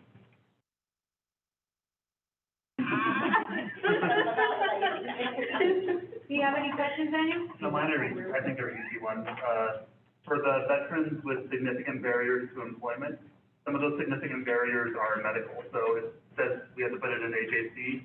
If it's the significant barriers medical, like veteran with severe PTSD, can we just say in AJC, veteran with barriers be confidential though? Okay. And then the other one was what I mentioned earlier about how I was talking about documenting all these attempts in AJC, but we're doing that in ISDS before eligibility. Okay, Anna, do you wanna? What was that? What they're doing their attempts in ISDS. Yeah. At least that's my impression of having done one. So the attempts of gathering the documents, Yeah. they have to be in AJC. So how does that happen? Because you can't open the, When you create the eligibility program now, it says that you attempt to obtain the information, however, the participant wasn't able to provide the information, so for that, you're using the applicant. Right, no, but no, like if you're attempting, if the participant is attempting to get income, according to the policy, I believe it was that we were reading, or, it stated that, document all attempts into AJC, but we can't, because we haven't opened up an application yet, so you can't go into the program note until you open up an application. Why are you not opening that with the No, I guess application? you put everything that you did prior to eligibility, all the attempts, you put it in a case file, like saying like, oh, I couldn't get this, at time of eligibility, so I did this other thing. So you did try to get it, but you couldn't, so you're just writing it when you do the eligibility. So if you, Are you talking about the application? no, One person at a like time. the eligibility case. But you don't do it like actual, like, the days of, because you can't open the eligibility, you can't open, The application, you can open it right away. it's not like live information. I think there's a confusion because, so what happens is that, so all documentation, all program notes get documented in ISDS before the eligibility application happens. Once the eligibility application is open, even if it's not like fully completed or approved, in between that process when it gets opened and approved, those times is when you document in your program notes because it's already been opened. and it's not fully, like, approved, because, like, say you met with the participant and you opened up the eligibility, right? And it happened, but there's pending documentation.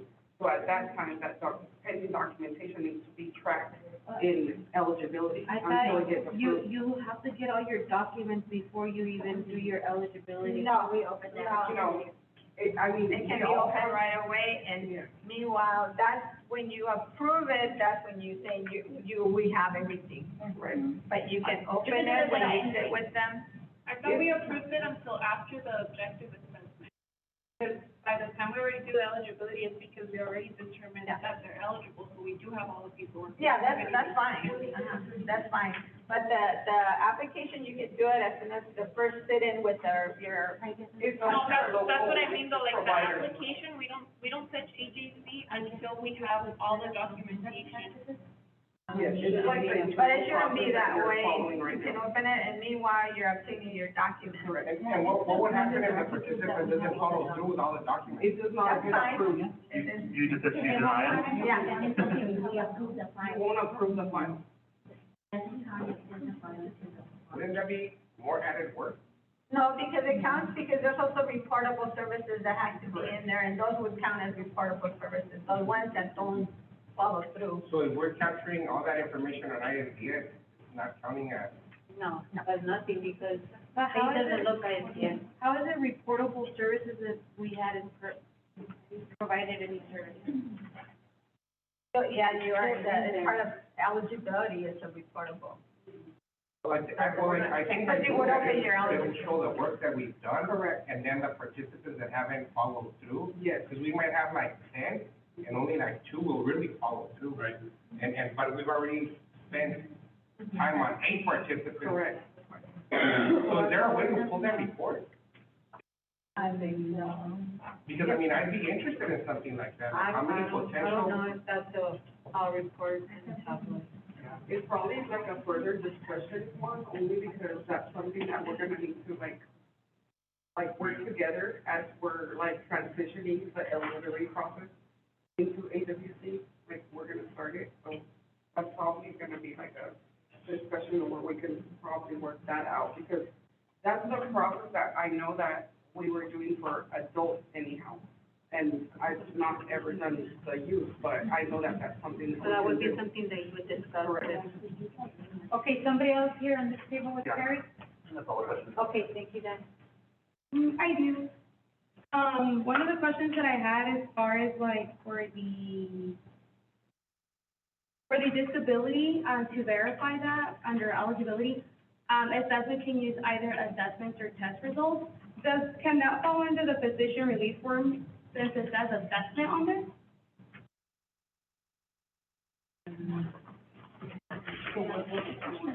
Or under disability, because, you know, we can't use medical record anymore. So it says that we can use assessment test results. And the physician relief form that we have from YSIP, from American at Work, it says it's an assessment, a physician assessment. But you know It will what? be under. But wait, you can't, That would be a. That would be a confidential, what's it called? Yeah, a confidential, Right. yeah, this is a confidential document, so we wouldn't upload this Right. in ACC, but you're saying if you can use. Use it because it's under, Disability? right. Yes, Okay. yes. Just keep it up confidential. Yes, so you would keep it in your confidential. Okay. And I did have additional questions. So right now for the youth requires additional attestation, on AJC, is it considered a document that's called self-attestation for youth requires? Because I feel like there's been some confusion. Before it was called on AJC a WIOA applicant statement. So now self-attestation, that can mean the youth requires attestation and also the applicant statement? no, the self-attestation is the WIOA applicant statement. Okay, because, so in that case, the youth requires additional attestation form, that we wouldn't be able to upload it then?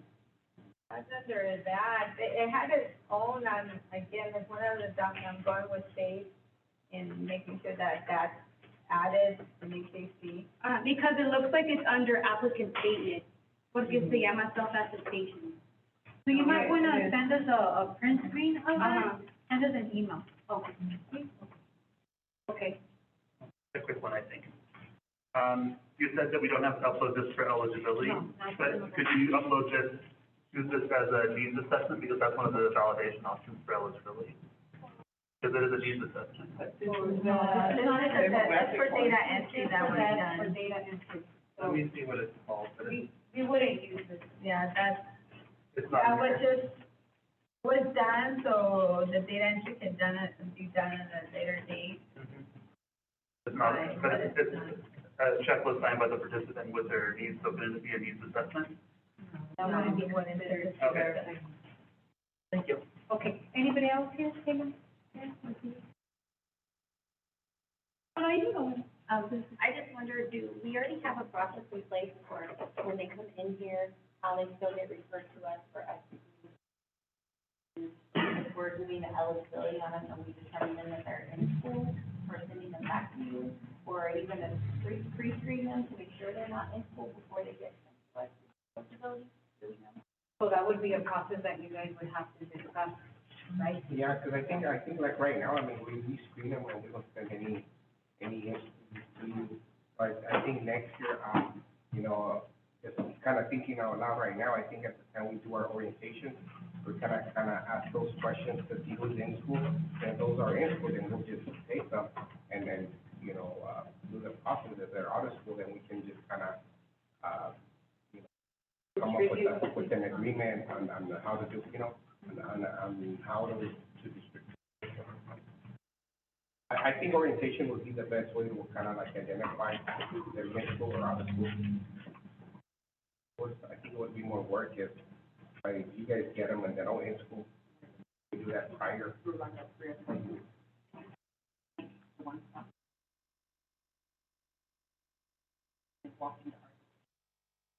That's something that we'll probably. I think, Lydia, you wanna answer that? I think that they need to self-registration when they come in, the people who log in. We have a button that says 14 to 15, we have identify them up front, so that way they're registering them for orientation, because 14 to 15 are automatic employees. Yeah, but she's asking if the place here is gonna be the one-stop It is.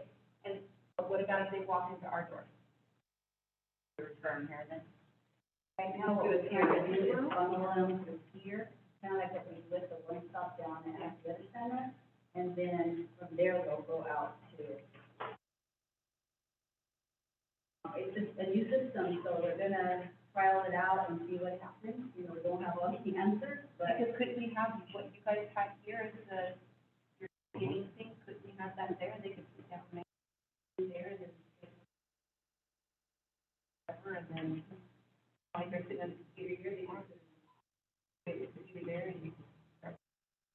We're trying to do is where it's equitable, and nobody later comes back and says, well, everybody's coming to AWC and not here, or everybody's coming to here and not over there, so it's gonna be a pilot, so we're gonna have to find a way that it's fair.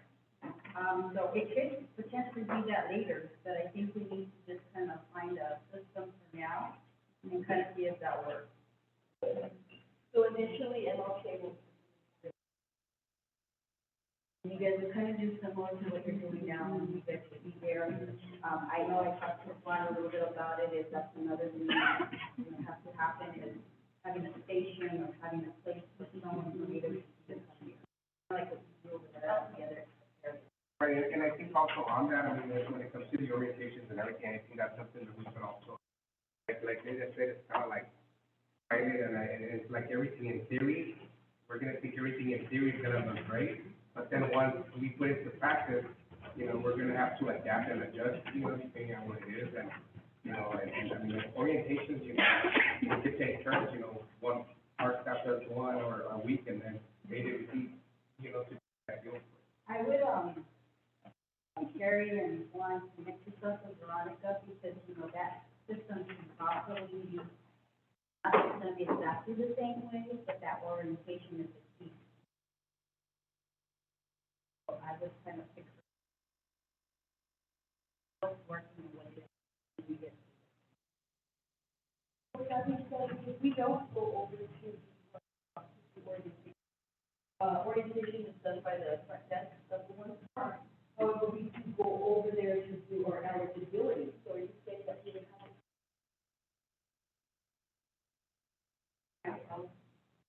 As we do there, we do some virtual, and we do some that are. But see, if you're all serving youth, it shouldn't just be MLK doing our partnership and collaboration. Work together it shouldn't just be MLK staff doing orientation. If you have a contract for out of school youth, then you should be able to participate. Exactly, I was just to do a mention that we would somewhat mimic what we do for adults, and we don't do that. That's why. Okay. Sorry, before we go on, we do have another question about documents and uploading them to AJC. So some of them, we have the option to upload them to AJC, but we are only able to check mark the box for validation and not eligibility. So if we use that and upload it and check validation, so we use the case note and say we're also using it for eligibility, or on the details where you can put the note, type in eligibility.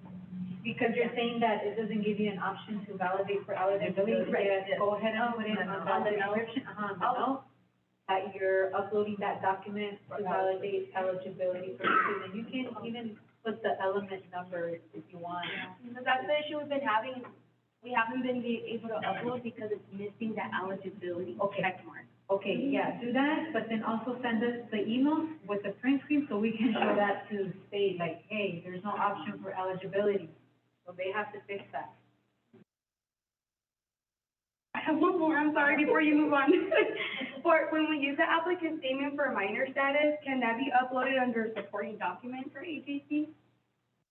Because right now they say an ISBS. No, because, okay, so why would you be using the? For parental consent to Okay.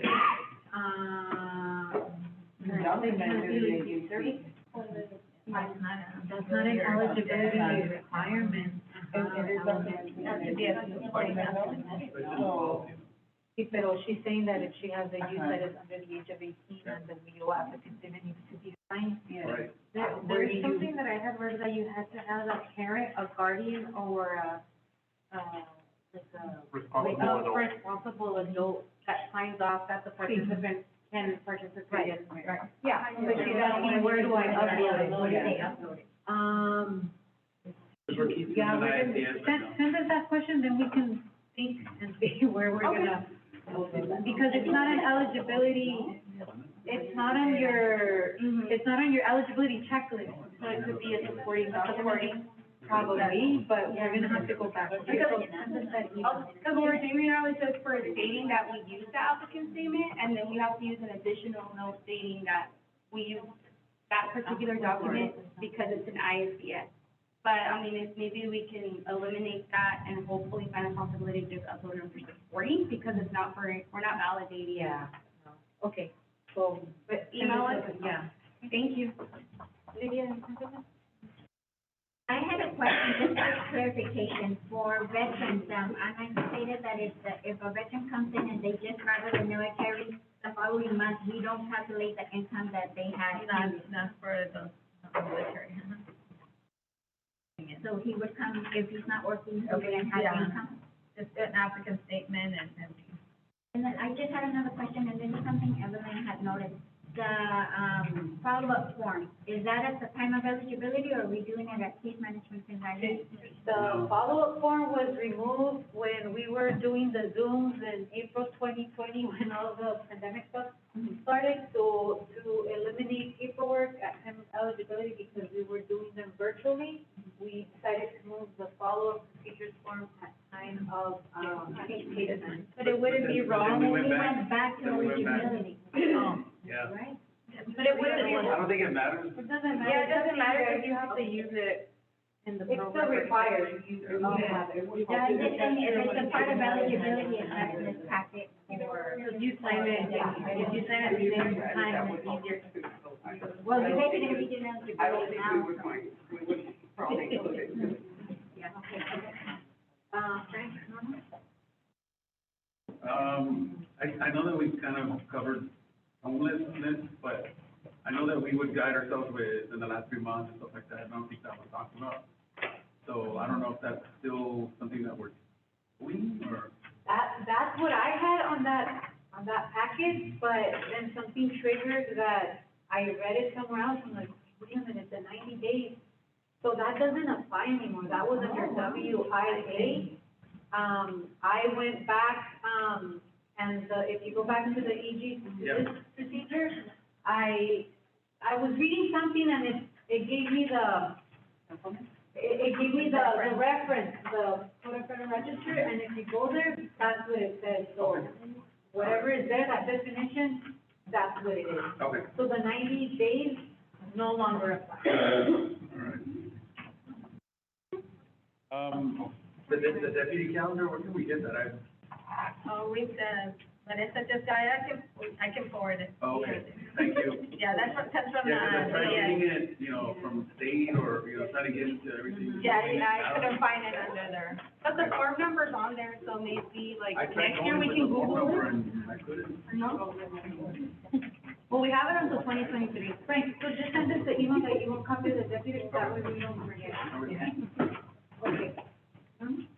I had two questions, but they were answered, so I'm giving my two questions to Frank, because we had a bunch One more because we have. Okay, You can have okay, one if there's any other question. questions, then. Okay, yeah, sorry. okay. Okay, Maya? I have 12 questions, so they can get. Yay. But I do have a question. Can we assign one coordinator to do the eligibility, or is that not? That's not an eligibility question and everything that we covered, that's more internal with management. So it is internal, it's not something that state mandated that all coordinators in case management have to do eligibility? No, that would be more a native question, that's something that has been decided, to be done. Our local board has decided to go that route, but it's not that the state is mandating. Right, Lydia? Or if you wanna add or say something wrong? The Marianne, training, that she talked about eligibility, management, the relationship, the building that rapport with the clients. We're one of the few areas that have done it successfully for years and years. And that's the change that we're making is that the one person that will be with them will stay with them throughout. It has been in the case management toolkit since like 2017. Thank you, Evelyn. Yes, it is. There's a management toolkit from Workforce GPS and all those areas that say that is the best practice.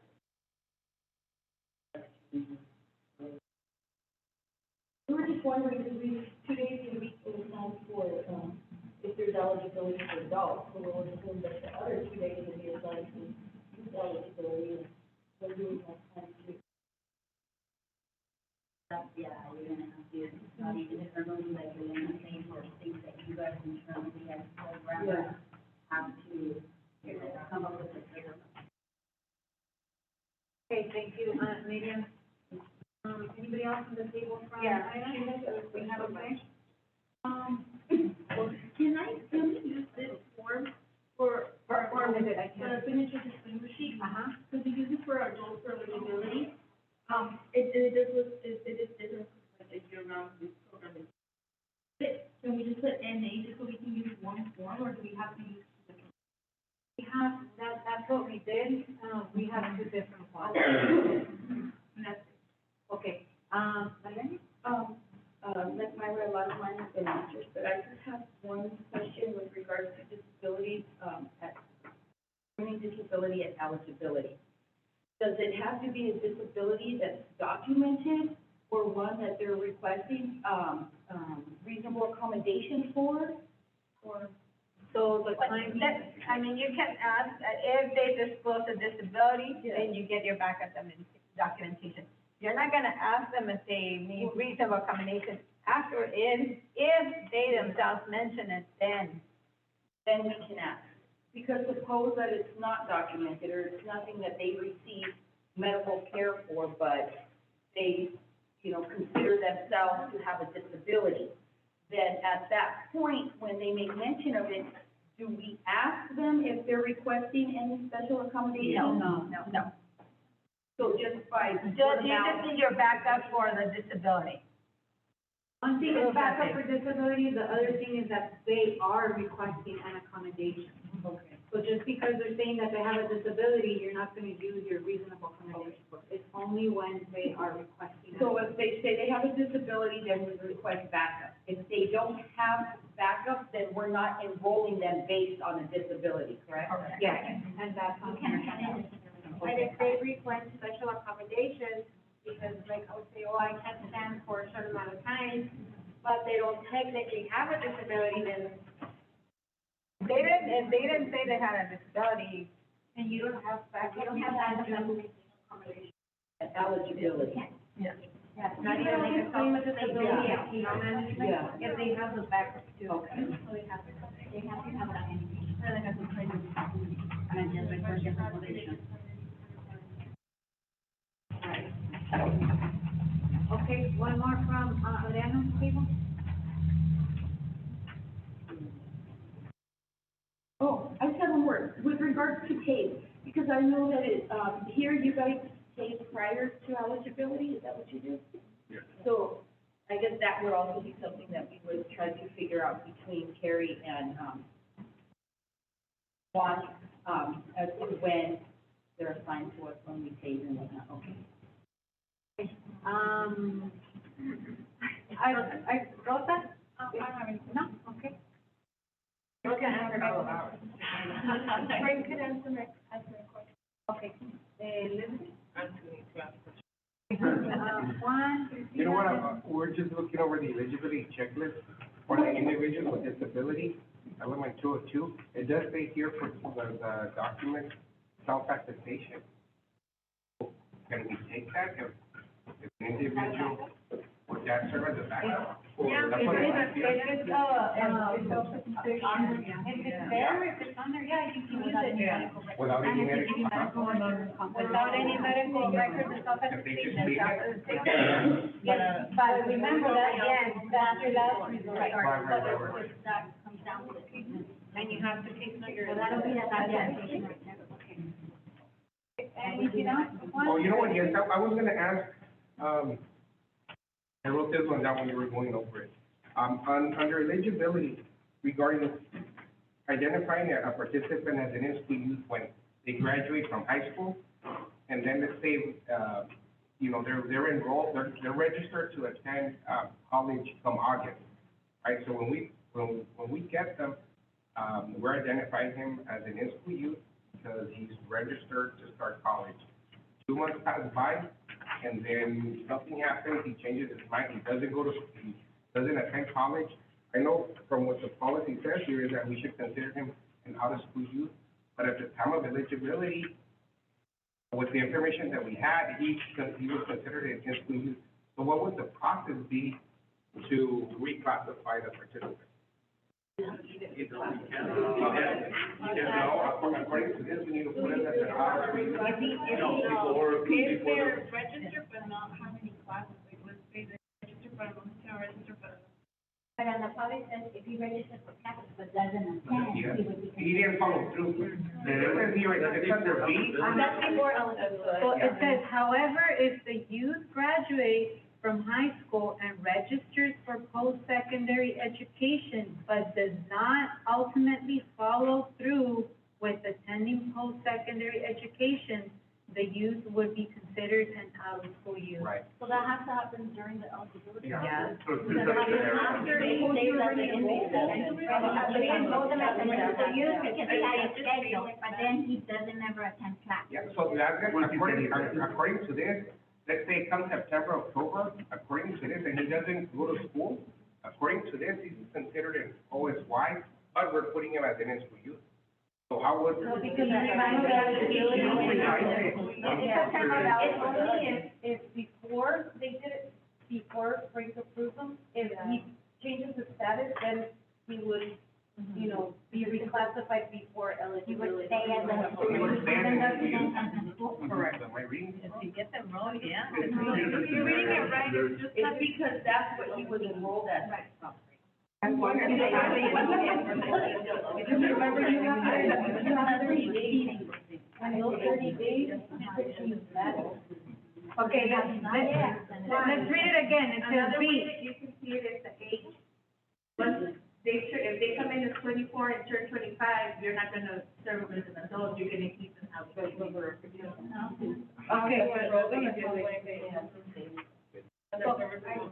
Yeah, but Depends if he even starts, like, let's say I come in August and I say I'm unregistered, that's what we go by, because it's eligible. but if you never attend that class, according to this, you should be considered an OSY. I think that's talking about, it says there that ultimately they do not follow through with attending post-secondary, the youth is considered out of school youth. And we're reading I don't know, that was my But that question. has to happen during even if he's already approved? Yeah. Yeah, because school status is determined at time of It also eligibility. says in the policy that if you bring them in as an school youth and they Yeah, you it can says, change them to out of school no, youth. yeah, it's at time of, Right, it's but- at time of eligibility. Yeah, but they're in school youth, they're getting that credential, or they're already enrolled in college. This one is the transition from high school to college. But it was their status at the time of eligibility. I don't know, maybe I'm reading it wrong. So what we could, Juan, so what you could do is snippy through this and send us an email, and we can put it in writing, okay? All right. You already have them in a service. If you've already opened the service, then they're already at your point to do that. So, you know, if they're, and I was telling you, if they're in the eligibility stage and you haven't opened the services, then you can reclassify them. Right. But it's once you already, because you're not already providing services, right? You've already did a fixed assessment, you know, information. But it's not in a. Individual, no, because that eligibility, it wasn't. Or in an audit. I don't Yeah. know. That's why I'm asking that question. I mean, I don't think we'll have many of them, but I know there's always. You will get those that say they are registered, and then they say, you know what, I'm not gonna continue.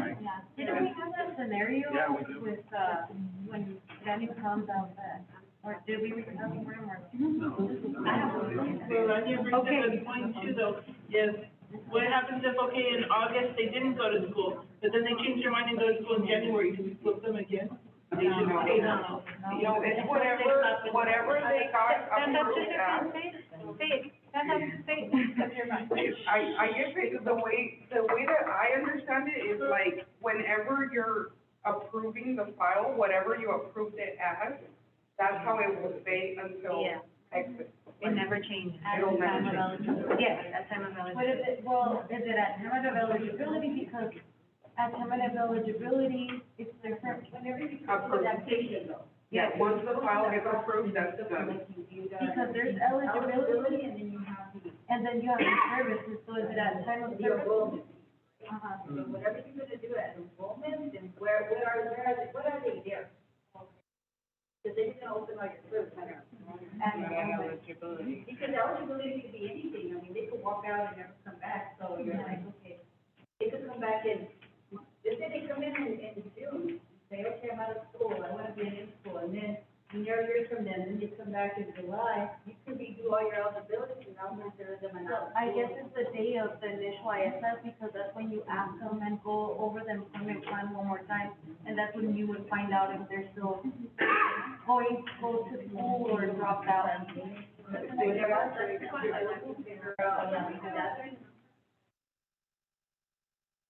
All right, and then the last, table, Marilyn and, Marilyn? Minerva. Almost, it was the end. We have control to, if the site as well. Oh, yeah, and then the table, hold on. No, I just had a quick question. Diego has. I'll leave the way. Okay, by me. For the tape records, are able to upload them as of today? We can upload them as, basic skills deficiency? You can case note. Yeah, if you're looking under the basic skills deficient, category, the taste scores could be an option, but then you have other options as well. Because I know we put them under the test results, and then we do basic skills, or if there's just, They just on the regular, time of episode. so we can bypass putting them in there, and we put them in ISD. Not ISDS, they have to be entered in AJC. So yes, your test scores need to be entered in AJC. Mr. The results, I'm sorry.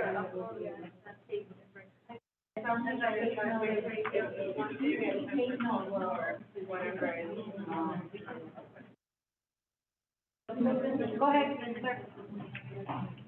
For individuals with disabilities, can a parent take this form, which is your physician's release form, to the school psychologist at school, and they can fill it out, or does it have to be a physician? It has to be a physician. So would a psychiatrist? Well, psychiatrist. Psychiatrist, psychologist. And what about nurse practitioners? The reason I ask is because the school psychologist is the one that made the determination that he or she had a disability at school, a learning disability. The physician has nothing to do with it.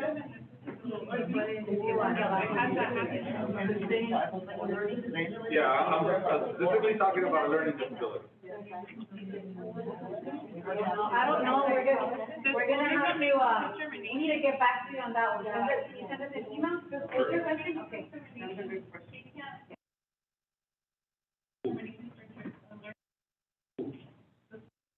Okay. That's what I do. My little cousin was, my aunt wanted to get. In California.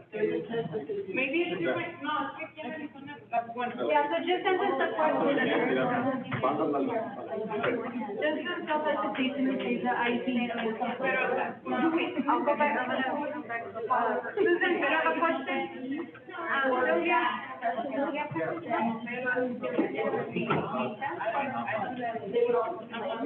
Okay, I'm gonna take two more and that's it. Mayra? Okay, you know, we have to change the eligibility date and the approval date for the review. Do we have to change the, no, do we have to change the eligibility date and the enrollment date to the same date? No. So it's just enrollment, because for adults, we've been switching both, and I'm approving the file. No, it's just enrollment. It's just the enrollment. Okay, so It's the day when you're actually approving the file. Okay, one more. I'll email them. Yeah. You're gonna email. I mean, mine, I think it's quick. Where does VBOP referrals enter into this? What? VBOP referrals. Viva referral? Yeah, because for veterans with significant barrier to employment, it's saying on HAC, refer to files with VBOP. Oh, yeah. So, the disabled veterans, with employment services. They have to refer them. Right, but it's not mentioned anywhere here or in our policy that how we're supposed to do that referral. Oh, how? Yeah. Yeah, that's. And how it's. Different,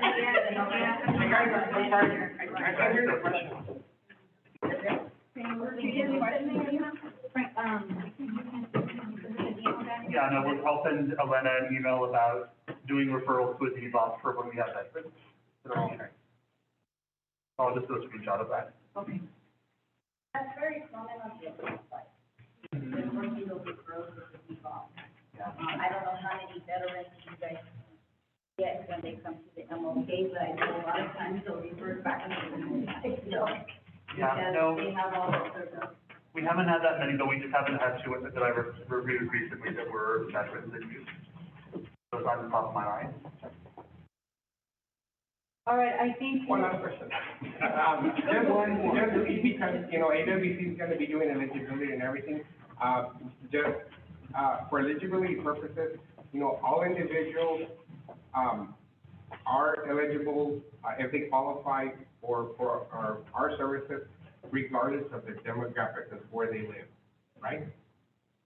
So, yeah, as long as they can confirm their right to work.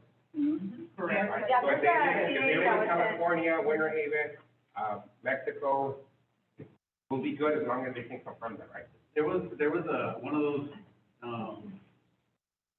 calls where you ask questions and then they answer all the questions. I don't know what they're called, what's the? SOA. Oh, yeah, from the And Department that of question Labor. was brought up, and they said that they would get back to us because the answer was conflicting.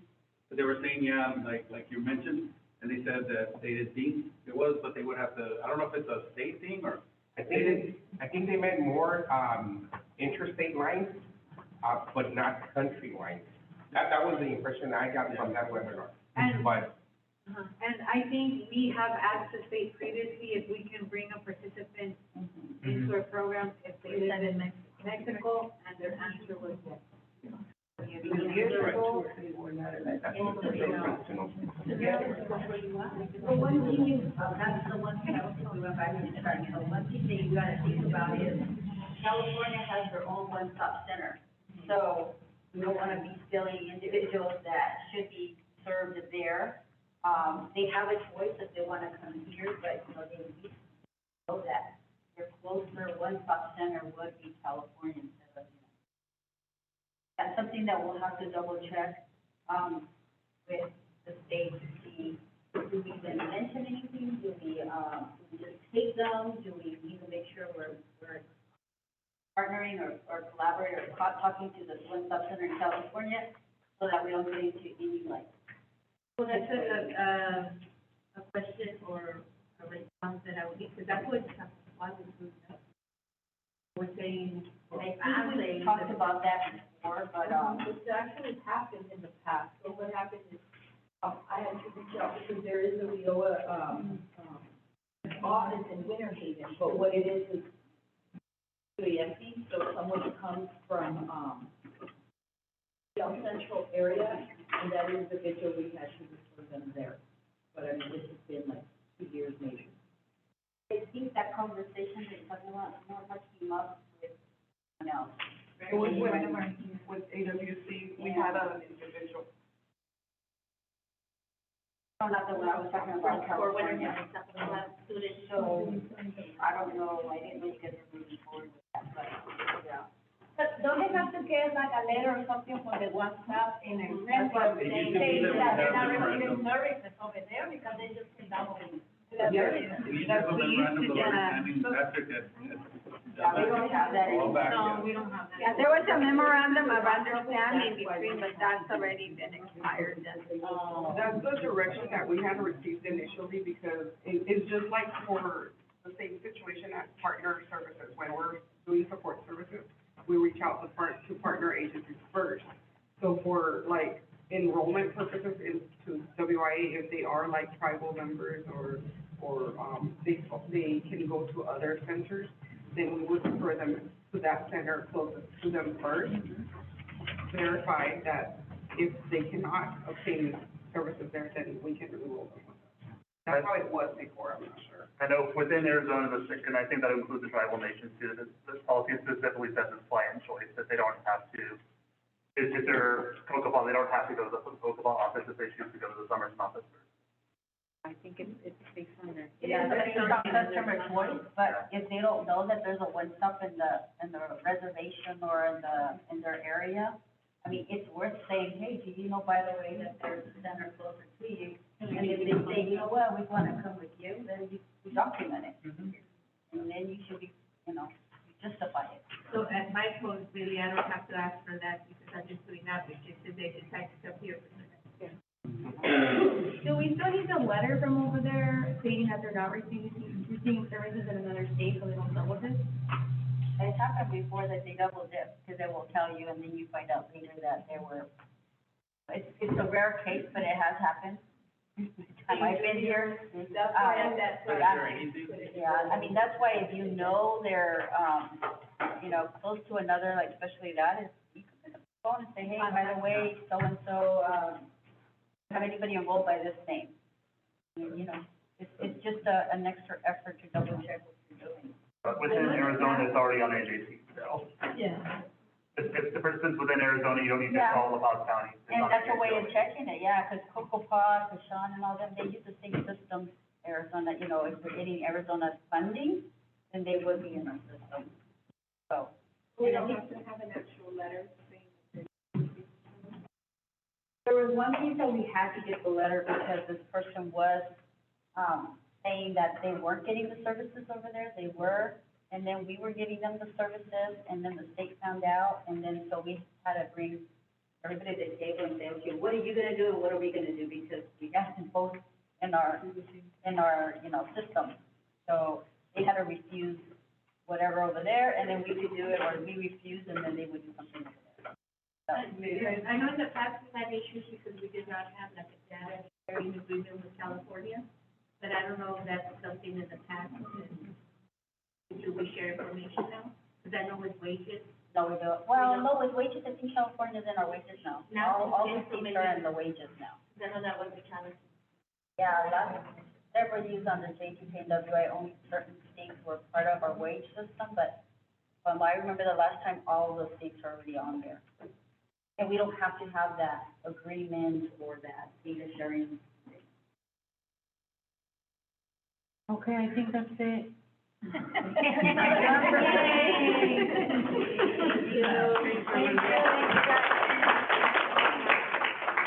Put your hand up, your nose. Good luck.